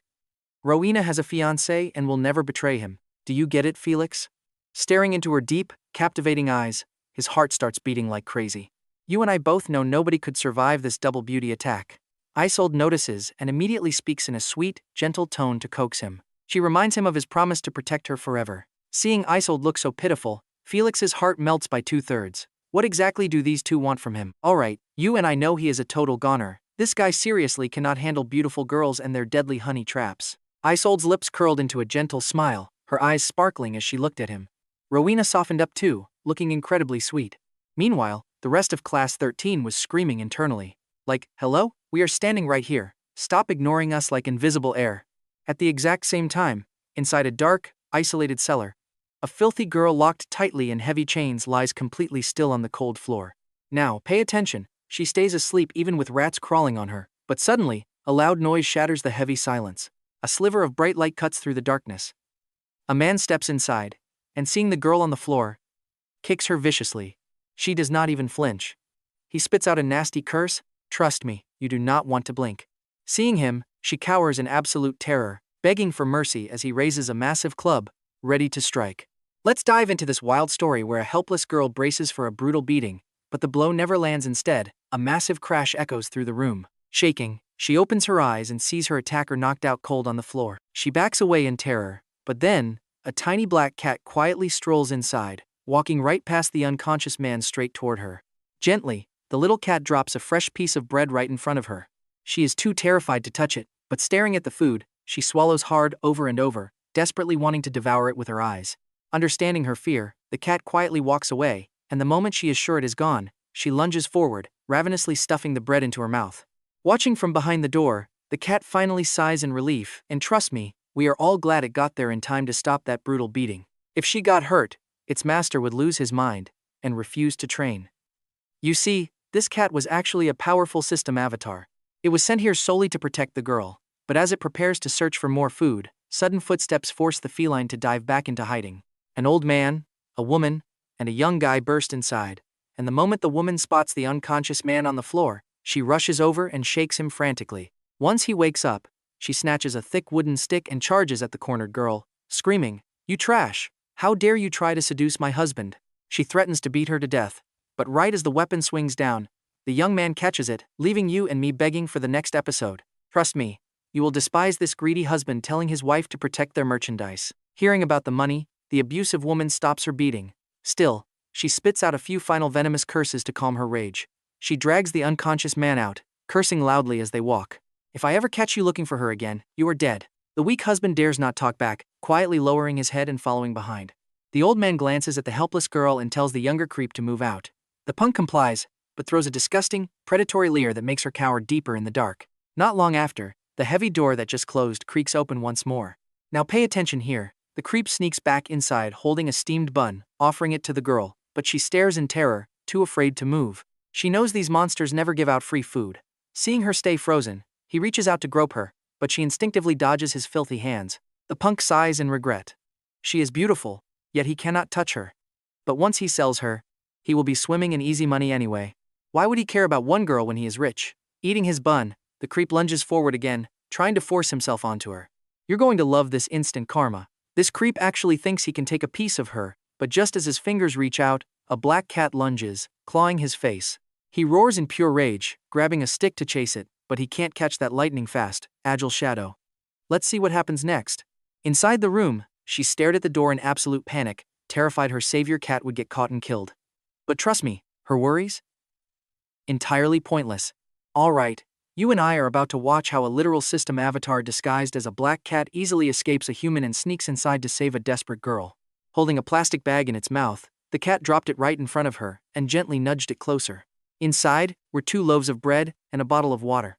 Instead of being terrified, the girl looked up and softly smiled at her savior. With a hoarse, shaky voice that sounded like she hadn't spoken in years, she squeezed out a quiet thank you. The cat just watched her eat. She gently stroked its back with a rare, genuine smile. Meanwhile, students walking past Class 13 froze in absolute shock, wondering if they had somehow wandered onto the completely wrong floor of the school. A few even wondered if Class 13 had secretly swapped classrooms. But after checking the door plaque for Class 1113, they peered inside and realized the unthinkable. The notorious Class 13 was actually sitting down and studying. This was way more terrifying than them ditching. Everyone knows that skipping class was basically their daily routine. But studying? Since the day they enrolled, absolutely nobody had ever seen them hit the books like this. Passersby ran away in a total panic, terrified of catching this academic plague, while the teachers were left completely spooked. They had tried every trick to make Class 13 study, but today they were doing it willingly. It was unbelievable. But Class 13 had no clue their sudden study session was sending massive shockwaves through the entire school. And here's the funniest part: while their eyes were glued to their books, everyone was secretly eavesdropping on my inner voice. Why is this math so hard? The system shut me down coldly, warning me that Alda was about to be completely infuriated to death by my terrible grades. Terrified of seeing her look at me like I am an idiot, I kept my head down, grumbling that I did not want to be this dumb. This problem was just way too hard. And right when I was about to give up and ask the class representative for help, Isolde spoke up in a surprisingly gentle tone. She praised my correct steps, prompting me to look up in shock only to see her face practically radiating with warm, maternal kindness. She is honestly too good to me. Despite my stupidity, she is so patient. That is it, Isolde is officially my exclusive tutor from now on. Hearing my thoughts, Isolde smiled warmly. This drove Rowena absolutely mad with jealousy, and she began studying furiously to steal that tutor spot. I cheered internally, praising Isolde as a god-tier mentor while also hyping myself up for actually learning something for once. Isolde found my self-praise incredibly endearing, while Rowena furiously accelerated her studying speed to completely outdo her rival on the next test. She vowed to surpass Isolde and tutor me next, already imagining the sweet moment where I would loudly praise her skills. Fired up, she solved problems even faster, while I stretched my arms and collapsed onto my desk, completely exhausted from working so hard. Tristan looked over at me with deep concern, knowing that I was risking my entire life just to find his missing little sister. He swore he would thank me properly once she was safe, and quietly pulled out a mysterious thermos from his bag. Inside was homemade walnut and black bean brain-boosting soup. He placed it on my desk and walked away without a word. I opened it curiously, only to find brain-boosting soup. Does Tristan actually think I am stupid? Is he trying to politely tell me that my brain is completely empty? Tristan wanted to explain but choked on his words. He only brought the homemade family soup because he saw how incredibly exhausted I was lately. Chloe snickered next to him, whispering in his ear that she had warned him not to bring such a weird gift. She claimed her homemade cookies were a much better fit, while Tristan silently begged her not to poison his sister's savior. But Chloe had already grabbed her cookies and walked over, while I took a sip of the soup and marveled at the amazing aroma. I definitely needed the energy. Tristan finally breathed a sigh of relief, while Isolde silently resolved to bring me her own soup tomorrow. Meanwhile, Rowena was still studying like crazy. Hoping to become my tutor, her pen paused when she heard I liked soup. She grumbled that she would easily bring some for me tomorrow. Even Serafina secretly pulled out her phone to make a quick call, a smug smile spreading across her face. Chloe paused, deciding that soup followed by cookies was actually the ultimate combo. Grinning, she confidently marched right over to my desk. Let's pause here. Look at my sheer panic when I realized what she held. Remembering the absolutely horrific taste of her homemade cookies, my stomach instantly did a painful flip. Please do not tell me these are for me. She smiled warmly, offering them up. She offered them happily, making me gulp in terror. If I refuse, will she cry? Meanwhile, Chloe was just totally confused by my hesitation. She insisted they were delicious, placing them right on my desk. I was internally screaming in pure shock. Who gave her this insane confidence? The system instantly snitched it was Tristan. My dramatic gossip senses immediately started tingling. The entire class 13 perked their ears up. Everyone wanted to know why her cookies tasted like poison, but she remained so confident. The system demanded I recite an ancient poem for the gossip. I practically stomped in sheer rage. I have been studying like my life depends on it, and you still want poetry? Do you even have a heart? The system coldly replied that it does not. And that's where we leave things today, with everyone realizing it is completely useless, arguing with an ice-cold machine. Stick with me. Here we are about to watch Class 13 sacrifice poor Felix, just to save their own skin from a crazy system. Felix, you did your best. Tomorrow, we will bring you some real food. Seeing me stay quiet, Chloe spoke up, looking deeply hurt. Do you really hate them? Looking at her big, teary eyes, my heart instantly melted. Damn it. I really have a massive weakness for pretty girls. I just cannot handle a crying beauty. Looks like I have to sacrifice my taste buds for this. Fine, then. As I nervously reached out to grab Chloe's cookies, just as my fingers almost touched them, a pale, slender hand suddenly snatched them away. I looked up to see Tristan standing there. He did not just grab the treats, he dragged Chloe away, too. I watched them go, grinning inside. What an absolute savior. May this saint find eternal peace. May good people have 8 babies at once. Tristan's back instantly stiffened, and his walk became hilarious and incredibly awkward. 8 babies at once? No, thank you. I do not have that biology. He glared at Chloe, who was desperately holding back laughter, and let go of her. Seeing Tristan absolutely fuming, Chloe shut her mouth instantly. Isolde could not hold back a laugh while looking at me. 8 babies at once? You seriously have a talent for these crazy lines. Rowena kept her head buried in her work, acting like she was totally deaf to us. But as she watched Tristan and Chloe walk away into the distance, her eyes narrowed slightly. Those two definitely have something going on. Rowena and Isolde sat up straight. Everyone was dying of curiosity. What is the tea? We want to know too. Now pay attention, because the system popped up with a poem, promising the gossip if I read it. I glared furiously at it. You complete slave driver. Every day is just study, study, study. Can you do anything else? The system calmly told me to do math instead. I admitted total defeat. I had to read the poem, but my loud inner voice was like a demonic spell drilling directly into the ears of all of Class 13.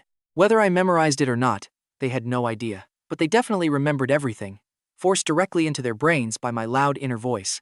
I really am a national treasure, enjoying the drama while helping them study, sacrificing Felix for the sake of class 13. Putting down the book, I recited it perfectly. The system judged it a pass. I was thrilled. Awesome. Now hurry up and spill. The system began revealing the tea. Turns out Chloe and Tristan are childhood sweethearts who grew up together. Their parents are best friends, too. I nodded. I know this already. Tell me something new. The system snapped, telling me to stop interrupting. We are getting to the good part. I zipped my lips, waiting for the truth. Everyone in class held their breath, trying not to make a sound. Because he lost in the past, Tristan lived in agonizing guilt. Even though his parents never blamed him, he was completely heartbroken and constantly blamed himself. He tried to end his life multiple times, and every single time, Chloe was right there to pull him back from the brink. Terrified he would do it, Chloe stuck to him like glue every single day. Tristan found her annoying at first, but eventually accepted her, following him everywhere. I know what you are thinking, this is pure salvation romance, but why is Chloe so confident her cookies taste good? Everyone nodded in agreement. Tristan and Chloe blushed furiously, desperately wanting to stop me and the system from exposing any more secrets. But their classmates held them down, giving them zero chance. Someone even teased them about being childhood sweethearts in a pure salvation romance. Honestly, you two should just start dating already. Chloe turned crimson, begging them to stop, as the teasing made her blush even harder. She was completely speechless for a long time. Tristan did not look any better, coldly sweeping his dark gaze across the classroom. If anyone says another word, do not leave after school. Everyone instantly shook their heads frantically. We have things to do. They wisely shut up, knowing Tristan did taekwondo and would absolutely destroy them in a fight. Chloe embarrassedly buried her face in her desk. If she had known, she never would have given Felix those cookies. Now everything was ruined. Does everyone think I am annoying? Probably not, right? I only did it as a good deed to keep him alive. Tristan was so frustrating when we were kids, and I was terrified he would die. I followed him around every single day, and he never even gave me a nice look. If I was not trying to save his life, I would have thrown him as far away as possible. Tristan looked at Chloe buried in her desk, her ears bright red. Then, the system explained her cookies. First, she was blinded by her parents' constant praise. Second, because of Tristan. Every time she baked, he would eat every single crumb and tell her they were absolutely delicious. My face naturally broke into a massive grin. So, what exactly made this guy lose his sense of taste? Was it pure love? Everyone agreed. It had to be love. Normally, Tristan acted so cold to Chloe, but it was actually a deep, hidden affection. Tristan and Chloe blushed crimson, so embarrassed that smoke might as well be coming from their heads. Suddenly, a bizarre question popped into my mind. Has Chloe never actually tasted her own cookies? The system shook its head. Never. She always gave them straight to her parents and Tristan. No wonder she is so confident. She has never eaten them herself, and is constantly surrounded by fake praise. Anyone would be overconfident. Everyone nodded. Hearing my loud inner thoughts, Chloe turned to Tristan and angrily demanded, "Do my cookies really taste that bad? Why did you never tell me? You made me lose so much face." Tristan looked utterly sincere. "They are delicious." Chloe froze, mumbling, "Liar, trust me, you and I are rooting for them." You and I are about to dive into some hilarious high school drama as Tristan and Chloe start blushing, and my inner voice instantly exposes them. They are totally blushing. I cheer, and the entire class joins in, making Chloe and Tristan turn completely red with embarrassment. With only 3 days left before the big exam, I collapse onto my desk, completely drained of life. Why does studying have to be this exhausting? It is way too hard. Just end me now. Seeing my totally defeated face, the kids in class 13 actually start feeling sorry for me. They think I am pitiful, but they are still laughing their heads off anyway. Just as I slump down, a sudden noise makes me look up. Standing right in front of my desk are Isolde, Rowena, and Serafina, and each one of them is holding a thermos. What are they up to? Are you guys trying to sell me thermoses or something? Everyone is dead silent, completely blown away by my weird way of thinking. Serafina steps up first with a sweet smile, calling me baby, and offering soup made by her family chef to reward my hard work. My eyes widen. Everyone else is in pure shock. Baby? Did we miss a chapter? Since when did their relationship level up this fast? Rowena looks disgusted, shoves Serafina's soup aside, and places her own thermos down. She proudly asks what is so special about a chef's soup. I cook this myself, she says. I look at her thermos and swallow hard. Is it even safe to drink her homemade cooking? Serafina giggles and tells me to drink hers. She says a pro chef made it, so she can at least guarantee it won't kill me. Honestly, I am sold. As long as I do not end up in the bathroom all day, I am fine. Serafina beams with joy. Drink up, baby Felix, she says. I get instant goosebumps, My own parents did not call me that when I was 3. It is so weird. She slides her thermos forward, pushes Rowena's away, and keeps smiling. But Rowena is absolutely not going to let this slide. Now pay attention, because Rowena slams down her thermos and claims the main character as her fiancé. I struggle so hard to keep my cool and not throw a punch. What fiancé? How dare she ruin my reputation like this? If I was not 100% sure she would beat me in a fight, I would have attacked. Serafina hears my thoughts and laughs. Drink mine, they both demand, staring me down. Neither of them is willing to lose this battle, and they yell at me together. I just wrap my arms around myself, feeling completely helpless. Can I skip this? The classmates are loving the drama, calling it spicy. They love every second of this. Everyone turns their eyes to Isolde, who has stayed quiet, wondering what her next move will be. But Isolde does absolutely nothing. Just as the crowd gives up to focus on the other two girls, the class representative unexpectedly steps up, holding a thermos of his own. He gently sets it on my desk with a soft smile, telling me he knows I have been working extremely hard lately. He says he has noticed my efforts, but even if I love studying, I still need to balance it with some rest. The class goes wild seeing the representative join the fight. I am crying inside, ready to break down from all this pressure. I do not actually love studying, I am literally being forced. Looking at his bright smile, I get a really weird feeling about this. Isn't he usually super busy? Why is he jumping into the middle of this drama? The representative just smiles and says absolutely nothing. I know what you're thinking. 3 thermoses is already a lot, but this high school drama is just getting started. A whole line of people bringing me soup. What is going on? I look at Isolde and ask if she brought one, too. Hearing my voice in her head, Isolde smiles beautifully and immediately pulls yet another thermos out from behind her back. I look at the 4 thermoses on my desk. If I get 7 of these, can I literally summon a magical dragon? I wonder if anyone else brought one. Right on cue, Penelope, Chloe, and Tristan all walk over carrying their own thermoses.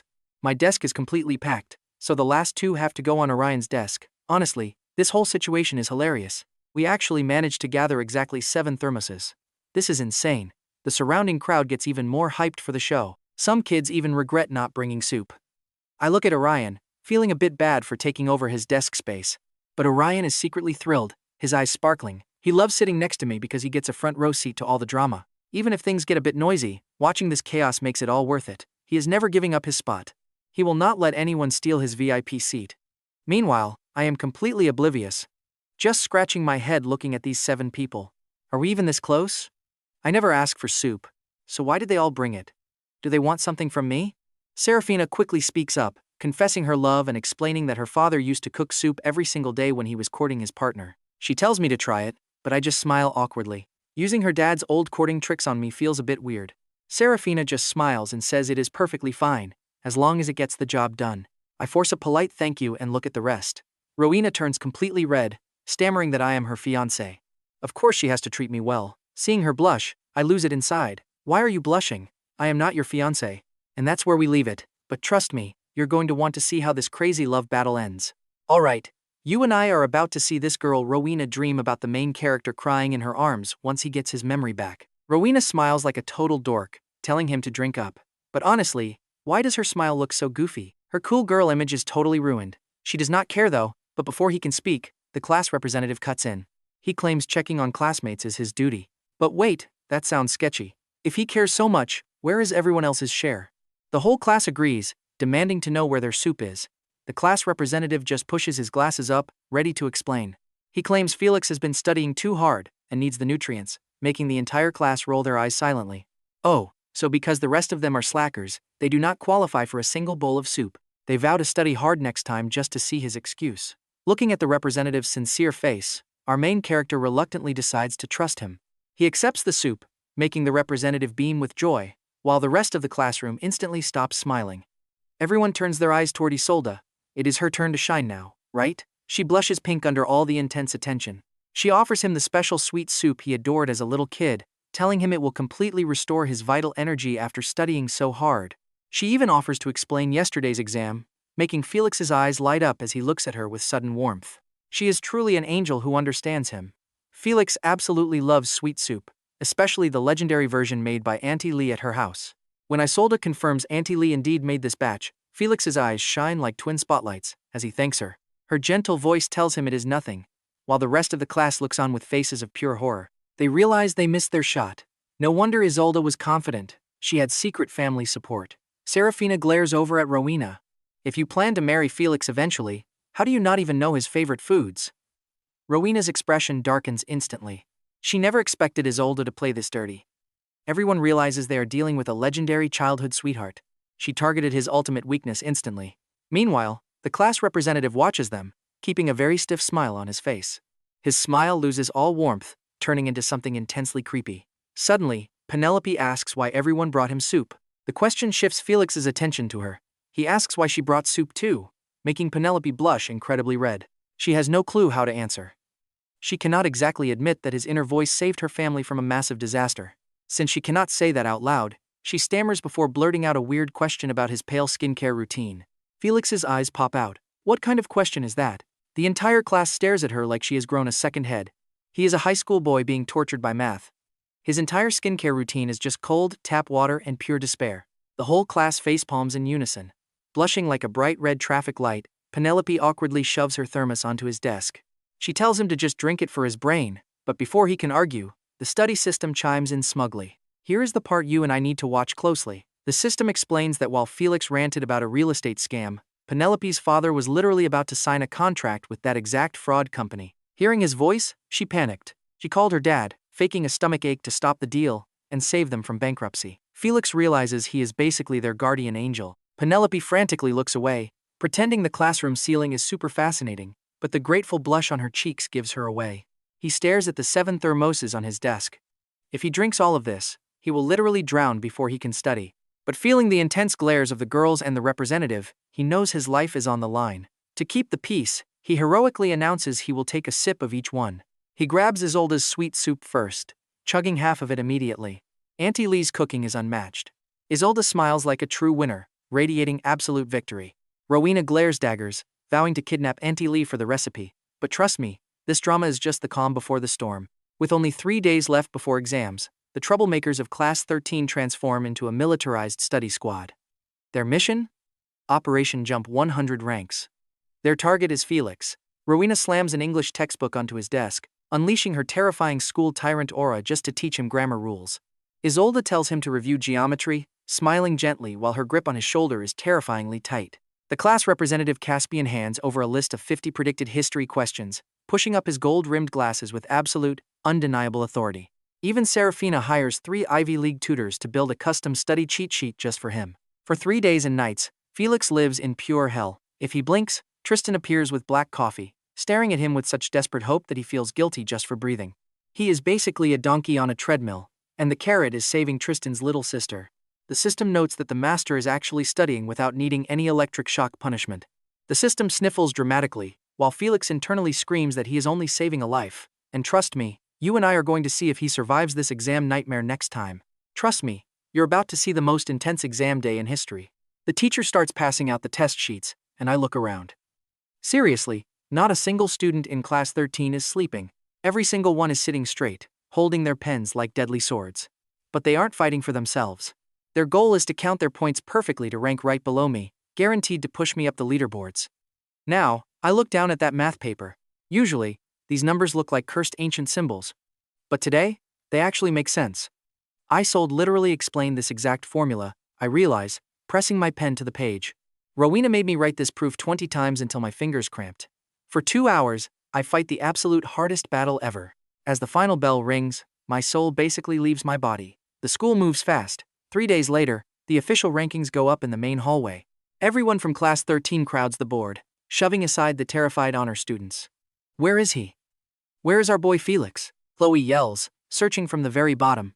Over here, Orion shouts, pointing a shaking finger right at the middle. Felix Sue, rank 412, up from 513. I jumped exactly 101 ranks. The hall explodes as Class 13 celebrates like champions. Rowena even punches a dent into the wall.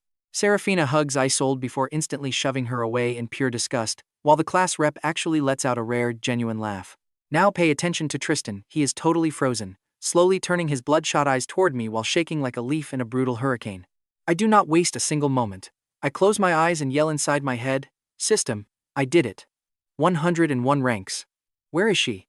The system drops its usual playful vibe, sounding completely serious. Coordinates locked. She is in a cellar inside the abandoned village, 300 meters southwest of the city. A black cat is currently guarding her. Tell Tristan's family to get the police there immediately. The kidnappers are moving her tonight. I do not even have to tell him, because my system broadcasted those words directly into Tristan's mind. The nameless village. Tristan lets out a quiet, choked sob. He does not say thank you, because no words could ever be enough for this moment.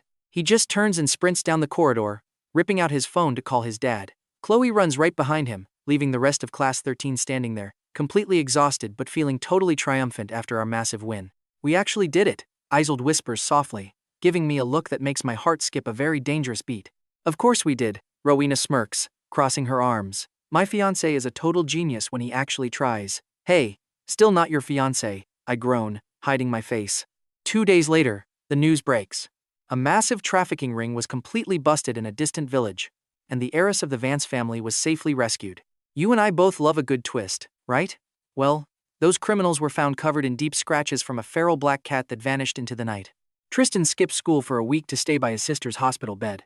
But get this, he sends a massive delivery truck right to the school gates. It is packed with luxury snacks, high-end gaming consoles, and a solid gold plaque reading, "To Felix, the savior of our entire family." Just like that, I became a massive legend in the entire school. But if you think I finally get to relax, eat snacks, and be a lazy bum, you are absolutely mistaken. Felix! Serafina slams a flyer onto my desk. My dad booked a private island for the summer. You are coming. He is not going anywhere. Rowena interrupts, grabbing my left arm. We are going to a martial arts camp, so I can teach him some real self-defense. Actually, the class rep smiles, appearing right behind me like a literal ghost. Felix is joining the advanced debate team with me this summer. You are all wrong, Isolde says softly, dropping a huge stack of textbooks onto my desk. Her beautiful eyes leave absolutely zero room for negotiation. Felix is coming to my house. We must start preparing for the next test. Looking at all four of them, I feel the terrifying, suffocating weight of their love. Then, the ultimate disaster echoes inside my mind. Excellent work, Master, the system purrs with malice. You have proven your true potential. So, I upgraded your goals. Jumping 100 ranks is not enough. To unlock the next piece of premium drama, you must reach the top 10 in the entire grade. I stare blankly at the board. My classmates are completely insane. My system is a demonic slave driver. And math is still the root of all evil. I just want to be a lazy bum, I whisper desperately to the heavens. As Isolde opens the textbook and Class 13 leans in to hear my chaotic thoughts, I realize my peaceful life is dead. But honestly, you and I both know he wouldn't have it any other way.